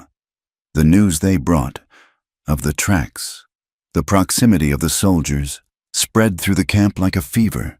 But before they could even dismount, a shout went up from the sentries at the narrow entrance. There was a scuffle, the sound of a struggle, and then a man was dragged into the clearing. He was not a soldier. He was a scout, dressed in buckskins and a faded cavalry hat. He was mixed race, his skin the color of polished bronze, his hair long and greasy. His hands were tied behind his back, and his face was bruised from a fresh beating. Luke swung down from his horse. He froze. He knew this man. It was Miguel, a tracker Luke had ridden with for 3 years, a man who drank too much whiskey and talked too much when he did. Miguel looked up, spitting blood into the dust. His eyes locked on Luke. Well, hell, Miguel croaked, a bloody grin spreading across his face. I heard you were dead. Carver, Jubal said the Apache took you. I figured your scalp was drying on a lodgepole by now. The women crowded around. Naylin stepped forward, her face thunderous. You know this man? She asked Luke. Luke nodded slowly. His stomach churned. Yes, his name is Miguel. He scouts for the 3rd Cavalry. He did, Miguel corrected. I am freelance now. Just passing through, looking for opportunities. Ayanna stepped forward. She looked from Luke to Miguel. He is a spy, she said. No, darling. Miguel laughed, though it sounded nervous. Just a traveler. But seeing old Carver here, that is a surprise. Miguel looked at Luke, his eyes narrowing. You look cozy. Carver. Working for the squaws now? That is a long way to fall for the hero of Arroyo Seco. The name of the place hung in the air like smoke. Arroyo Seco. Ayanna went rigid. The color drained from her face. What did you say? She whispered. Miguel looked at her, then back at Luke. He sensed the tension, and like a coyote sensing a wounded rabbit, he pounced. You did not tell them, Miguel asked Luke, his voice mocking. He turned to the women. This man is a legend. Best tracker General Crook ever had. He's the one who found the trail to Arroyo Seco 3 years ago. No, Luke said, stepping forward. Miguel, shut your mouth. He found the waterhole, Miguel continued, raising his voice. He led the dragoons right to the edge of the canyon. Dawn raid? We caught them sleeping. It was a turkey shoot. Ayanna turned to Luke. Her eyes were wide, black holes of horror. Arroyo Seco, she said, her voice barely audible. That was my village. Luke felt the world drop out from under him. The blood roared in his ears. He remembered Arroyo Seco. He remembered the map. He remembered pointing the finger. Ayanna. You led them there. Ayanna said, it was not a question. Luke looked at her. He could not lie. Not to her. Not anymore. I tracked a raiding party, Luke said, his voice pleading. They told me it was a war camp. They told me it was the men who had burned the freight wagons. I did not know there were families. I did not know it was a village. But you led them. Ayanna screamed. The sound tore through the canyon. You led them. She lunged at him, her knife flashing in her hand. 2 of the other women grabbed her, holding her back. She struggled, screaming, tears streaming down her face. You killed him! You killed my son! You pointed the gun! Luke stood there. He did not move. He did not try to defend himself. The guilt he had carried for years suddenly had a face. It had a name. It had the eyes of the woman he loved. "I did not know," Luke whispered. But the words were ash in his mouth. Miguel watched, a cruel smile on his lips. He had thrown the match, and now he was watching the fire burn. "Tie him!" Nayland roared. The old warriors rushed Luke. He did not fight. They slammed him against the post, the same post he had been tied to when he first arrived. They bound his hands so tight the rope cut into his skin. Ayanna broke free from the women. She stood before him, her chest heaving, her face wet with tears. "I trusted you," she sobbed. "I let you touch my hand. I am sorry," Luke said. Tears blurred his own vision. "Ayanna, I would give my life to change it." "Your life is not enough," she shrieked. "It is not enough." The council that followed was a storm of fury. The women gathered in a tight circle, their voices overlapping in a cacophony of grief and rage. The revelation had shattered the fragile trust Luke had built. He was no longer the rancher who fixed fences.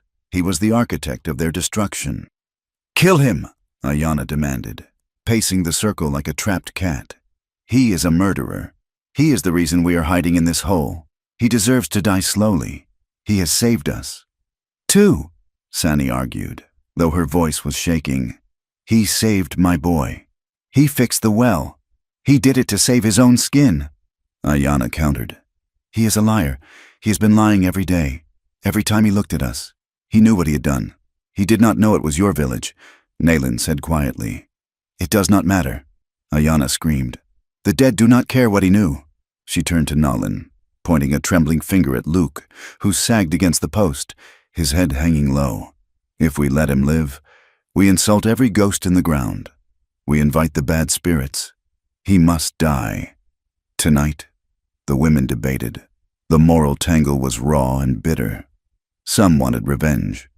Some, the more pragmatic ones, looked at the coming war and wondered if they could afford to kill their only military advisor. But the pain was too fresh. The name Arroyo Seco was a wound that would not close. "We will vote," Nalin decided. She picked up a black stone and a white stone. Luke watched them. He felt a strange sense of calm. He deserved this. He had always known, deep down, that the past would catch him. He looked at Ayanna. She was staring at him with a hatred that broke his heart, but he did not blame her. "If you are going to do it," Luke said, his voice carrying across the silence, "do it quick." He looked at Ayanna. "I only ask one thing. If the soldiers come, hide the children high up. Do not let them fight. Promise me." Ayanna stared at him. She saw the resignation in his eyes. She saw the acceptance. He was not begging for his life. He was begging for her son's memory, and for the sons who were still alive. It confused her. It made her hate him more and love him more, all at once. Before Nalin could call for the stones, a sound shattered the tension. A horse, ridden hard, crashed through the brush at the canyon entrance. It was one of the young scouts Nalin had sent out to watch the southern passes. The boy slid from his pony, collapsing in the dust. He was wounded, blood soaking his leg. "Nalin," the boy gasped. The women rushed to him. Nalin knelt, grabbing his shoulder. "Speak," she commanded. "Dust," the boy wheezed. "Huge dust. The blue coats. They are not 3 days away. They forced the march. They are at the Black Rocks." He looked up, his eyes wide with panic. "They will be here by sunset." The camp went silent. Sunset was 4 hours away. The argument over Luke's life evaporated instantly, replaced by the cold reality of imminent annihilation. "We fight," Nalin said, standing up. Her voice was steel. "Gather the weapons. Move the children to the caves." She looked at Luke, still tied to the post. "And him?" Ayanna asked, her voice trembling. Nayland looked at Luke. Then she looked at the terrified faces of her people. "We need every gun," Nalin said. "Even he will betray us." Ayanna cried. "He has nowhere to go," Nalin said. "If the soldiers find him here, fighting with us, they will hang him as a traitor. He is one of us now, whether he likes it or not." Nalin turned to Ayanna. "Cut him loose." "Me?" Ayanna recoiled. "You," Nalin said. "You hold his life in your hands. If you want him to fight, you must free him." Ayanna stared at her matriarch, then at Luke. The conflict inside her was a physical pain. She hated him for Arroyo Seco. She hated him for the lie, but the thought of the soldiers, the men who had actually pulled the triggers, coming here to kill Sani, to kill the children. That hate was older and deeper. She drew her knife. She walked over to Luke. She stood close to him. He could smell the sage in her hair. He could see the tears drying on her cheeks. She reached behind him. She did not be gentle. She sawed at the ropes with angry, jerky movements. The ropes fell away. Luke rubbed his wrists. He looked at her. Ayanna did not step back. She reached down and picked up a Winchester rifle from the pile of weapons. She shoved it into his chest. Luke grabbed it. Their hands met on the cold metal of the gun. "If you turn this on us," Ayanna hissed, her eyes locking with his, "I will kill you before you can pull the trigger." "I know," Luke said, but there was more than a threat in her eyes. There was a desperate, terrifying plea. "Protect us. Protect me. Make up for what you did." They stood there for a heartbeat. Two people bound by blood and history, standing on the edge of the end of the world. Luke nodded. "Let's go," he said. He turned toward the canyon entrance, checking the action of the rifle. Ayanna watched him for a second, then turned and ran to gather her arrows. The trial was over. The war had begun. The canyon was no longer a home. It was a machine built for death. In the final hours of light, the camp transformed. The domestic rhythm of grinding corn and tanning hides vanished, replaced by a cold, frantic efficiency. The women worked with a silence that was more terrifying than screaming. They were not soldiers, but they were survivors of a 30-year war, and they knew how to turn their sanctuary into a slaughterhouse. Luke Carver stood at the narrow neck of the canyon, the place where the walls pinched in until they were barely 20 feet apart. He pointed to the overhangs that loomed 50 feet above. "Stack the heavy stones there," Luke said, his voice raspy. "And there. Do not drop them when the first rider comes through. Wait until the column is fully engaged. You want to trap the tail, not just crush the head." Nayland nodded, translating the orders to the older women. They moved with surprising strength, levering massive boulders into precarious positions using cedar poles, ready to be tipped with a single shove. High above, in the crevices that scarred the upper cliff face, the mothers were hiding the children. It was a heartbreaking procession. Small bodies were tucked into cracks in the red stone, covered with brush and blankets. Sani was there, pressing a finger to her son's lips, her eyes wet but her hands steady. "If you hear shooting, do not move," Sani whispered. "Even if I call for you, do not move until the moon comes up." Luke watched them go. He felt a sickness in his gut. He knew the tactics of the cavalry. If they broke through the defense, they would scour the walls. He turned to Ayanna. She was sharpening arrows, her movements jerky and violent. She had not looked at him since she cut his bonds. The anger was still radiating off her, but it was mixed now with a terrified focus. "Ayanna," Luke said. She did not look up. "Save your breath. Carver, save it for the shooting." Luke grabbed her wrist. The contact was startling. She froze, the knife hovering over the arrow shaft. "Listen to me," Luke said, his voice low and urgent. "The kill box will hold them for a while, but if they have mountain howitzers, they will blast through the rock fall. We have no cannons," Ayanna hissed, pulling her arm away. "We have rocks and hate.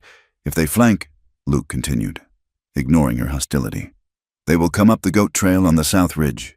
It is steep, but a determined man can climb it. If they get up there, they will be above the children." Ayanna's eyes widened. She looked up at the south ridge, a jagged spine of rock that looked impassable, but offered a blind spot to the main defenses. "I will watch the ridge," Ayanna said. "No," Luke said. "You are the best shot with the bow. Nayland needs you at the choke point. I will watch the ridge." "You?" Ayanna laughed, a brittle sound. "You want to guard our back door?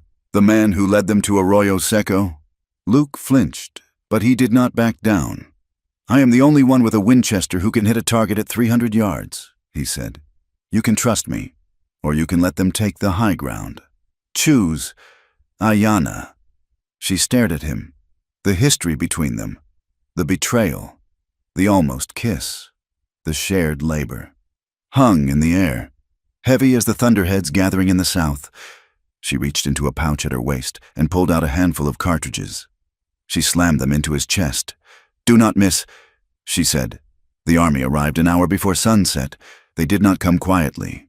They came with the arrogance of a force that expected to sweep up refuse, not fight a battle. A dust cloud, thick and brown, heralded their approach long before the glint of brass buttons or the sheen of carbine barrels became visible. Captain Silas Thorne rode at the head of the column. He was a man tired of the dust, tired of the heat, and tired of chasing shadows. His intelligence report said this was a camp of stragglers. Women, old men, broken remnants. "Keep your eyes open," Thorne shouted to his lieutenant, "but do not expect much of a fight. They will likely scatter like quail." The column moved into the shadow of the canyon entrance. The horses' hooves clattered on the stone. The soldiers looked up at the towering walls, uneasily adjusting their grips on their Springfield carbines. They felt the oppression of the rock, the way the canyon seemed to be holding its breath, high above, hidden behind a screen of sagebrush. Nalin watched. She raised her hand. "Wait," she whispered to the darkness. The lead riders passed the choke point. The main body of the troop entered the narrow corridor. They were bunching up, anxious to get through the shadows. "Now!" Nalin screamed. The canyon exploded. It did not begin with gunfire. It began with the earth falling. The women on the rim shoved the cedar poles, tons of red sandstone, carefully balanced for this moment, tipped into the void. The sound was deafening, a roar that drowned out the screams of men and horses. The rocks crashed down into the rear of the column, crushing wagons and blocking the retreat. Dust billowed up, instantly blinding the soldiers. Then the arrows came. They rained down from 50 different crevices, silent and deadly. The soldiers, trapped in the confusion and the dust, fired wildly at the cliffs, their bullets chipping uselessly against the stone. Luke was positioned on a high outcropping near the south ridge, overlooking the carnage. He had his rifle shouldered, his cheek pressed against the stock. He saw a sergeant rallying a group of men, trying to form a firing line to suppress the archers on the north wall. Luke took a breath. He let it out. He squeezed the trigger. The rifle bucked against his shoulder. Below, the sergeant's horse dropped, hit in the head. The sergeant went down in a tangle of limbs. Luke worked the lever. Clack, clack. He shifted his aim. A corporal was raising a pistol toward Nalin's position. Luke fired again. The dirt exploded at the corporal's feet. The man flinched, his shot going wide.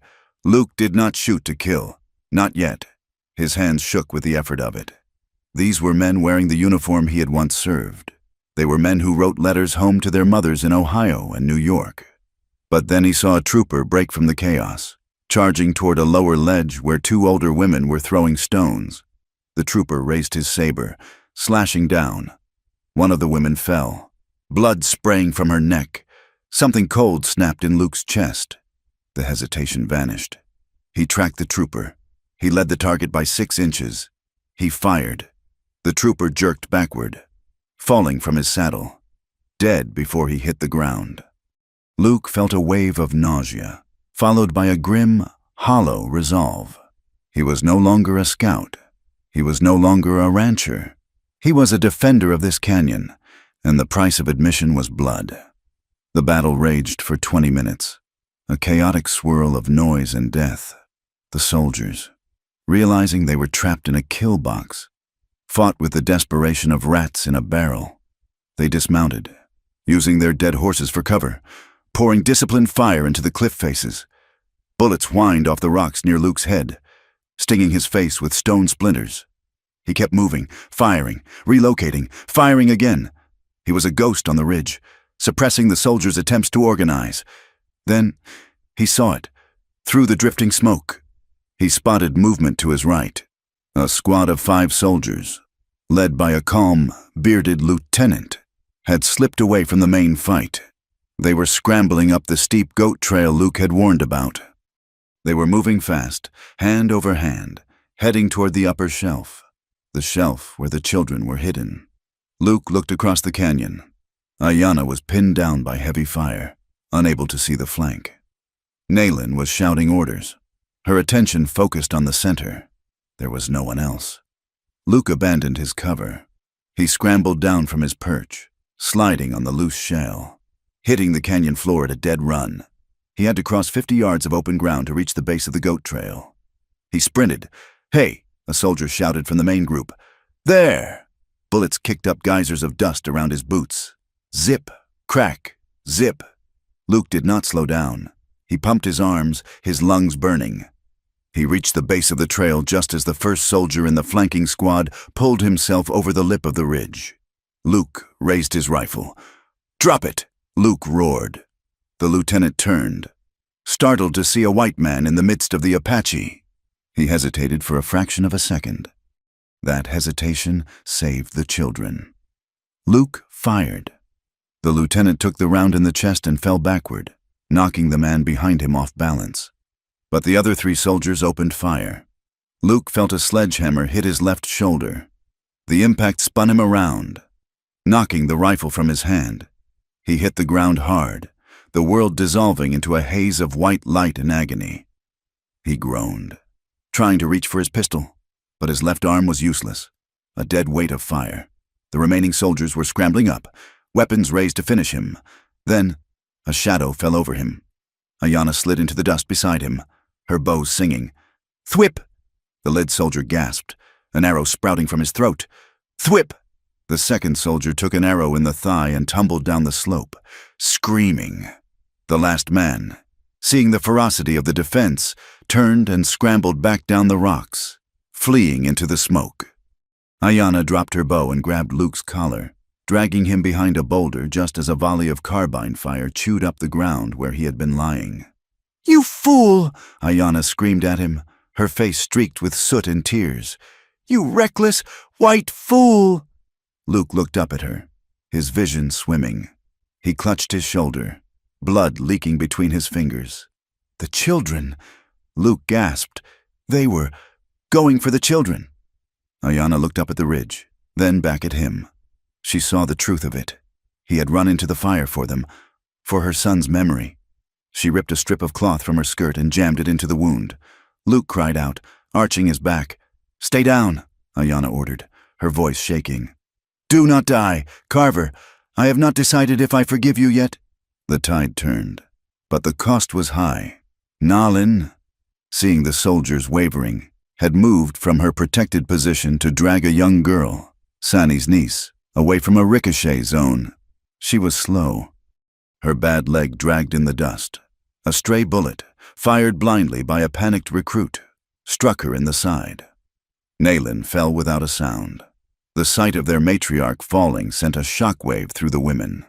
But instead of breaking them, it solidified them. A terrible, keening cry went up from the canyon walls, a sound of pure, distilled rage. The women abandoned their cover. They poured fire and arrows down into the confusion with renewed fury. The soldiers broke. Captain Thorne, wounded in the arm and seeing his command disintegrating under an assault from an enemy he couldn't see, sounded the retreat. "Fall back!" he screamed. "Fall back to the wagons!" The cavalry retreated in disarray, leaving their dead where they fell. They scrambled over the rockfall, dragging their wounded, firing wildly behind them. The dust began to settle.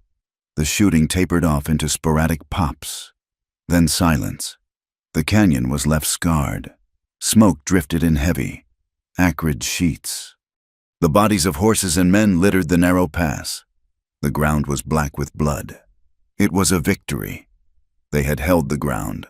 But as Luke looked around, propped up against the boulder, it felt like no victory at all. The aftermath was a grim business. The women moved among the fallen, retrieving arrows and stripping weapons from the dead. There was no triumph in their faces, only a hard, numb exhaustion. 5 soldiers had been left behind, wounded but alive. They were dragged to the center of the camp and thrown down in the dirt. They looked up at the women with terrified eyes, expecting the torture stories they had been told around the campfire to come true. Ayanna stood over them, her knife in her hand. Her face was a mask of cold fury. "We should kill them all," she said. Her voice was flat. "Cut their throats and leave them for their friends to find." Several of the women nodded, gripping their skinning knives. Sani was there, holding a heavy stone, her eyes filled with a terrifying vacancy. "No," Luke said. He pushed himself up, leaning heavily on a piece of driftwood he was using as a crutch. His left arm was bound tight against his chest, the sling dark with fresh blood. He limped into the circle. "No killing." Ayanna spun on him. "Look around you. Carver, look at Nalin." She pointed to where the matriarch lay on a buffalo robe, her breathing shallow and wet. The medicine woman was working on her, but the look on her face said everything. "They came to kill us," Ayanna shouted. "They came to kill the babies. And you want mercy?" "I do not want mercy," Luke said, swaying slightly. "I want survival." He looked at the captured soldiers. They were young, terrified. One was crying. "If you kill them," Luke said, his voice gaining strength, "the army will not stop. They will come back with 1,000 men. They will burn the mountains down to get to you. They will say you are monsters who massacre prisoners." "They say that anyway," Sani cried. "Make them liars," Luke said. He turned to Ayanna. "Disarm them. Bind their wounds. Give them water, and then send them back." "Send them back?" Ayanna looked at him as if he were mad. "Send them back with a message," Luke said. "Tell them the Apache could have killed them, but chose not to. Tell them that if they leave this canyon alone, you will disappear. Tell them the cost of coming back is too high." He gestured to the dead bodies littering the pass. "Let the dead be the warning. Let the living be the message." Ayanna stepped close to him. She smelled of blood and gunpowder. "Does sparing them erase what they did?" she asked, her voice trembling with the weight of her grief. "Does it bring back my husband? Does it bring back your Sarah? Does it save Nalin?" "No," Luke said softly. "It erases nothing. It fixes nothing." He looked her in the eye. "But adding 5 more bodies to the pile will not bring them back either. It just makes the pile higher. It just makes the nightmare longer." He looked at the women standing in the circle. "You are not them," Luke said. "Do not become them." The silence stretched, taut as a bowstring. The women looked at the soldiers, then at Luke, then at Nalin's motionless form. Finally, Ayanna lowered her knife. She looked at the soldiers. "Take their boots," she commanded. "Take their guns. Take their horses." She turned to Luke. "Let them walk back to the fort barefoot. Let them tell their colonel that the women of the canyon gave them their lives." The tension broke. The women moved in, stripping the soldiers of their gear. But Ayanna stopped at the last man. He was a corporal with a thick mustache, the man Luke had seen shooting the older woman at the beginning of the fight, the man who had laughed as she fell. "Not him," Ayanna said. Luke started to speak, but Ayanna held up a hand. "No, Carver. You get your message, but justice must be paid. This one enjoyed it." Luke looked at the corporal's eyes. They were mean, hard eyes, even in fear. He remembered the way the man had slashed down with his saber. Luke nodded slowly. He stepped back. He did not ask what would happen. He turned away as the women dragged the corporal toward the deep shadows at the back of the canyon. He heard a single, muffled scream, and then silence. It was a gray world. There were no clean choices. There was only the necessary balance of blood. Nalin died at dawn.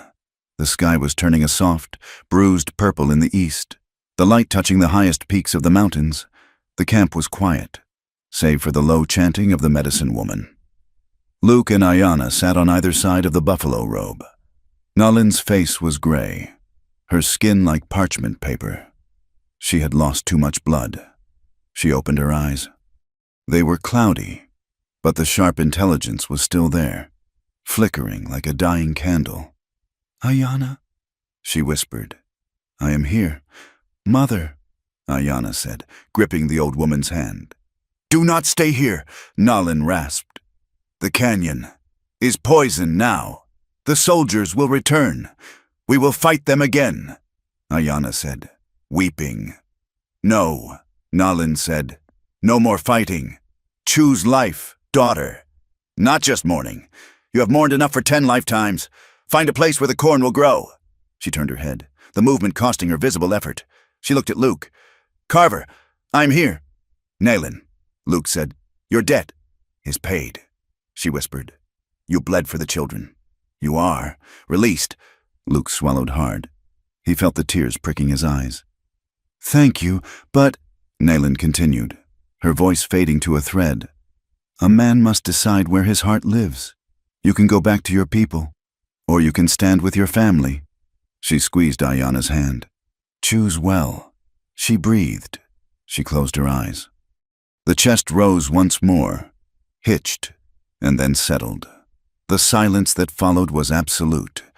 Ayanna bowed her head, her shoulders shaking with silent sobs. Luke reached out. He placed his hand on Ayanna's shoulder. She did not pull away. She leaned into his touch, turning her face into his good arm. They sat there as the sun crested the canyon wall, illuminating the carnage and the beauty of the morning. The matriarch was gone. The old world was dead. Luke looked at the rising sun, and he knew Nalin was right. The debt was paid. He was free to go. He could walk out of this canyon, ride back to his ranch, and forget he had ever known the name Ayanna. But as he felt the warmth of her grief against his side, he knew that was a lie. He was not free. He was bound tighter than he had ever been by ropes. He was bound by the blood on the ground, by the bullet in his shoulder, and by the fierce, terrified love beating in his chest. The battle was over, but the journey was just beginning. The canyon, once their fortress, now smelled of death. The bodies of the soldiers had been dragged a mile down the trail, left as a grim warning, but the scent of blood and expended powder clung to the red rocks like a second skin. The victory, if it could be called that, was a hollow thing. They had held the ground, but they had revealed their position to the world. 2 days after the battle, the scouts returned with news that turned the blood cold. "There is dust to the east," a young boy reported, his voice cracking with exhaustion. "A big column, maybe 400 men, and the ranchers in the valley are gathering. We saw smoke signals on the ridges. They are calling for a hunt." Nalin was dead. The canyon was compromised. The winter was coming. The women gathered in the center of the camp. The circle was smaller now. There were empty spaces where faces had been just days before. Ayanna stood at the head of the fire, her arm bandaged where a rock splinter had sliced her skin. Luke stood at the periphery, his left arm in a sling, his face pale under the deep tan and grime. "We cannot stay," Ayanna said. Her voice was flat, stripped of all illusion. "If we stay, we die. They will bring the mountain guns next time. They will bring the Indian scouts who know how to root us out like badgers. Then we must go to the reservation," Sani said. She was holding her son tight against her chest. Her eyes were red from weeping. "At least there is food there. At least the shooting stops." "There is no food there," Ayanna countered sharply. "There is rot. There is disease. I have heard the stories. Sani, the beef they send is maggot-ridden. The blankets are thin. The spirit dies before the body does. I will not take my sister's children to a cage." "Then where?" asked Chi, the elder. "We cannot go north. The soldiers are thick as locusts. We cannot go east. We go south," Ayanna said. She pointed toward the jagged horizon where the mountains dissolved into the harsh Mexican borderlands. "South?" Chi spat. "That is a death march. The water holes are dry. The Mexican army hates us as much as the Americans do. There are rumors." Luke spoke up. The women turned to him. He stepped forward, leaning on his rifle. He felt the weight of their gaze, not as an enemy anymore, but as something strange and necessary. "I heard talk in the settlements before I came here." Luke said, "There's a valley south of the border, near the Sierra Madre, a place where the lines on the map do not matter so much. They say there are communities there, Apache, Mexican, runaway slaves, white outlaws, people who just want to be left alone. It is a long way," Sani whispered. 300 miles, Luke said. Maybe more. And every mile will be hostile. We will have to move at night. We will have to avoid the towns. We will be ghosts. He looked at Ayanna. I can guide you through the white lands. I know the patrols. I know how the cavalry thinks. I can get you to the border. And then? Ayanna asked. Then we survive, Luke said. Or we do not, but we do it free. The debate raged for hours. It was a terrifying choice. To surrender was to accept a slow, humiliating death of the soul. To run was to risk a violent death of the body. Sani looked at her son. She looked at the canyon walls that had been their home. She looked at Ayanna, whose face was set like stone. I would rather my son die thirsty in the desert than live in chains, Sani said softly. The decision was made. They would run. The departure was not a flight. It was a funeral procession for a way of life. They took only what they could carry. The heavy grinding stones were left behind. The extra hides, the heavy lodge poles, the trinkets, all abandoned. Before they left, they gathered at Nalin's grave. It was a fresh mound of stones near the spring. Ayanna knelt, placing a small pouch of corn pollen on the rocks. We leave you here to guard the water. Mother, Ayanna whispered, we will carry your name to the new place. Luke stood back, feeling like an intruder in this sacred moment of grief. But then Ayanna turned and beckoned to him. Come, she said. Luke walked to the grave. She accepted you. Ayanna said, you should say goodbye. Luke looked down at the stones. He remembered the old woman's fierce eyes, her sharp tongue, and the final mercy she had granted him. Goodbye.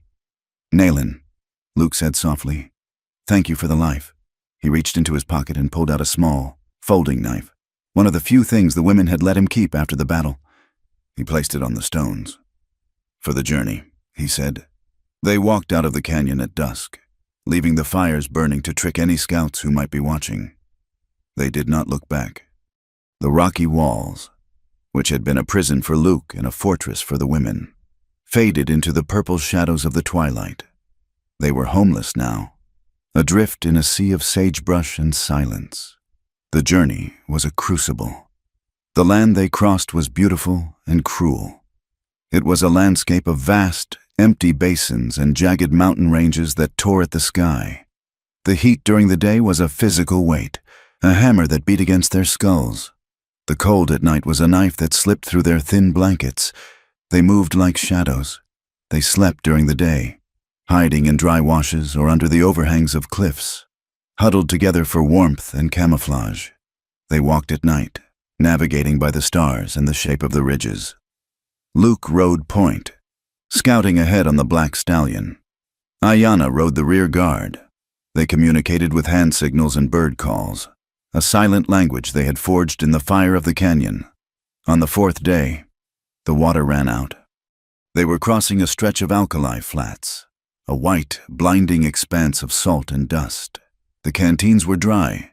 The horses hung their heads, their tongues swollen. The children stopped crying because they no longer had the moisture for tears. We have to stop, Sani rasped, her lips cracked and bleeding. The little ones cannot walk. Luke looked at the horizon. There was a faint line of green willows 10 miles to the south. There is a soak there, Luke said. I remember it from a campaign 5 years ago. Coyote Springs. 5 years is a long time in the desert, Ayanna said, her voice rough. We have no choice, Luke said. He gave his horse to Sani, lifting her and her son into the saddle. He walked beside Ayanna. He gave her his arm when she stumbled, and she took it.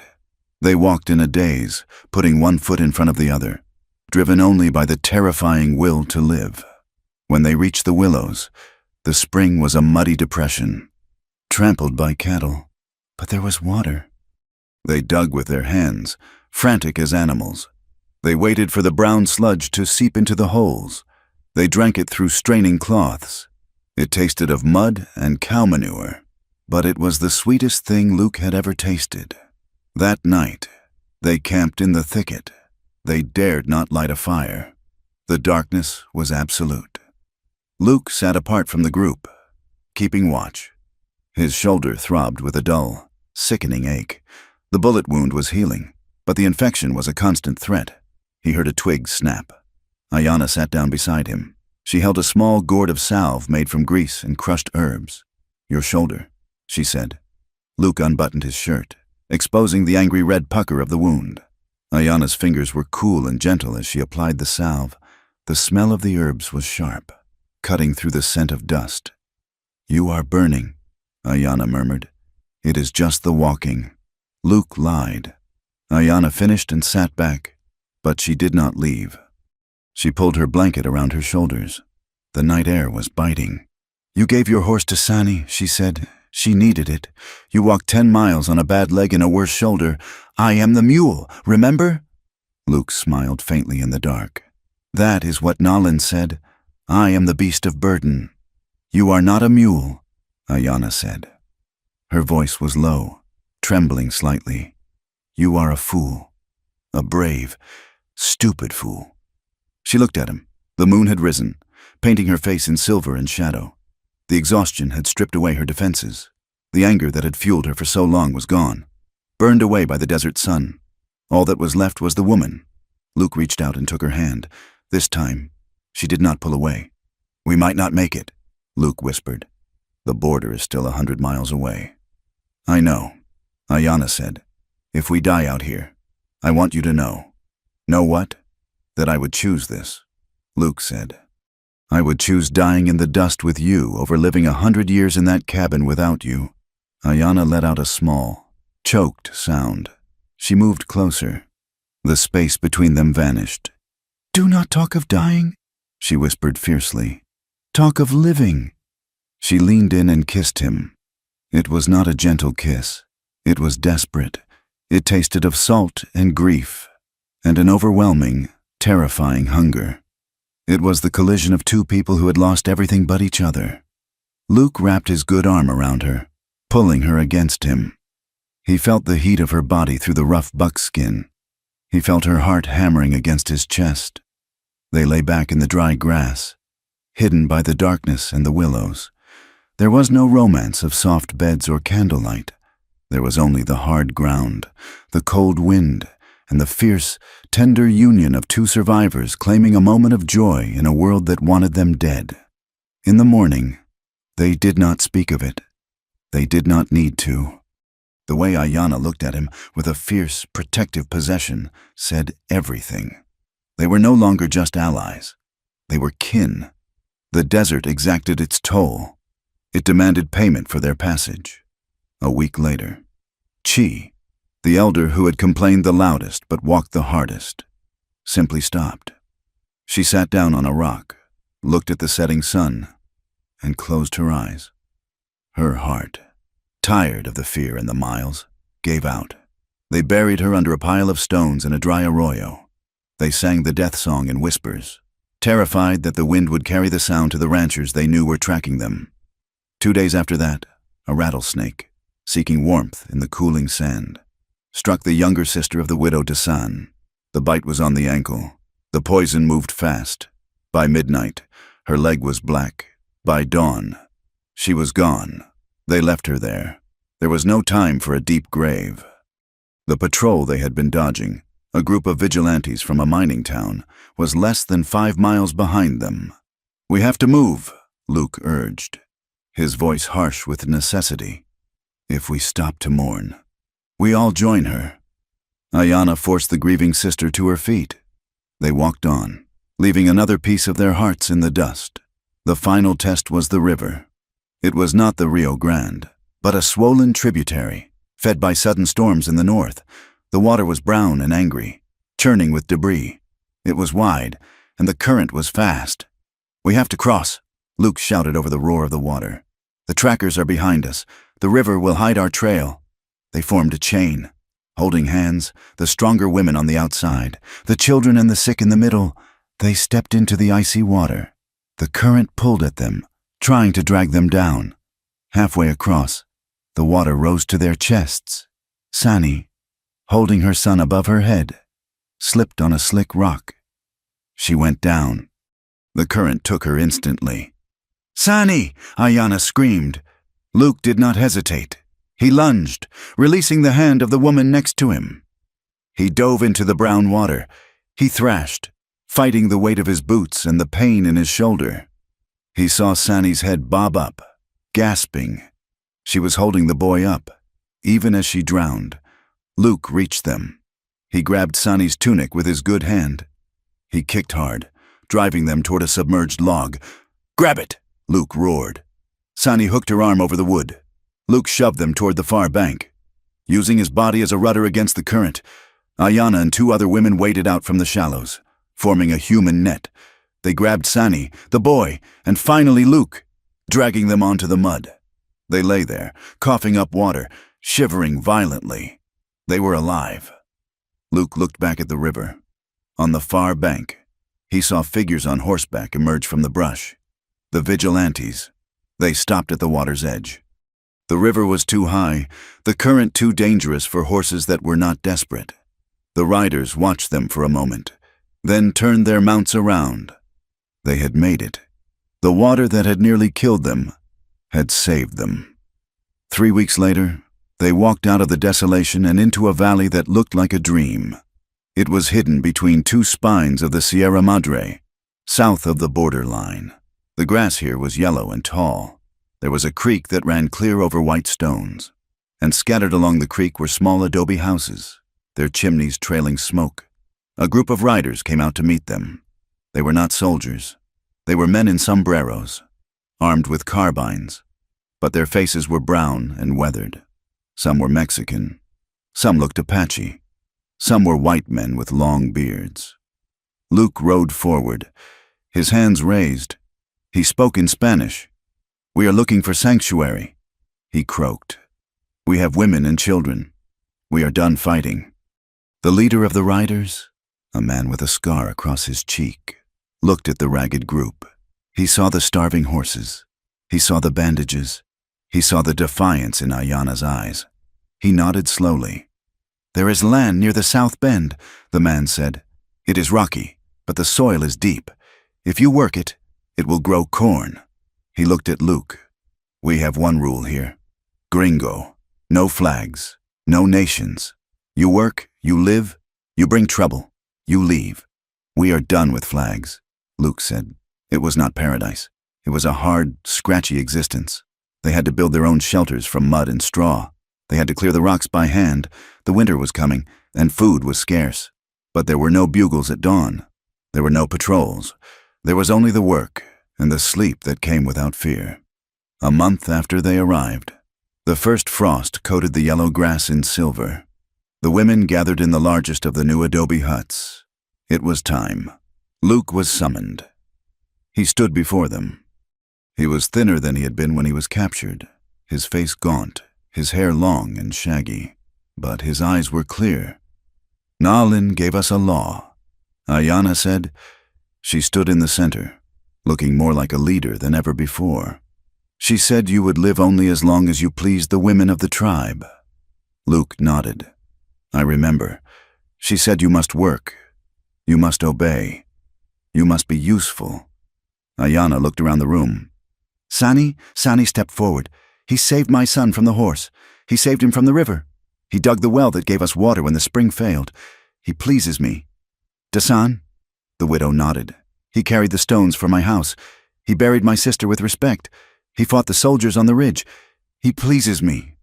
One by one, the women spoke. They did not speak of the man who had guided the soldiers to Arroyo Seco. That ghost was still there, but it had been buried under the weight of the deeds he had done since. They spoke of the man who had braided ropes, who had held up the roof in the storm, who had taken a bullet for the children. "He has paid the debt," an older woman said. "He is free." Ayanna turned to Luke. "You are released. Luke Carver," she said formally. "The debt is gone. You are free to leave. You can go north. You can go to the white settlements. You are no longer a prisoner." The room was silent. They waited. Luke looked at the door. It led to the open valley, to the road that could take him back to a world where he spoke the language, where he could be a rancher again, where he didn't have to be a pariah. He looked back at the women. He looked at Sani's son, playing in the corner. He looked at Ayanna. He saw the fear in her eyes, hidden deep behind the stoic mask. She was releasing him because she loved him enough to let him go. Luke took a step forward. He did not speak in English. He spoke in the halting, broken Apache he had learned over the months of captivity. Shika. My family. He pointed to the floor of the hut. Shiani. My home. He looked at Ayana. I do not want to go north, he said, switching to English so there would be no mistake. There is nothing there for me but graves. He walked up to her. He did not touch her, out of respect for the council, but his eyes held hers. I asked to stay. Not as a prisoner, not as a servant. He took a breath.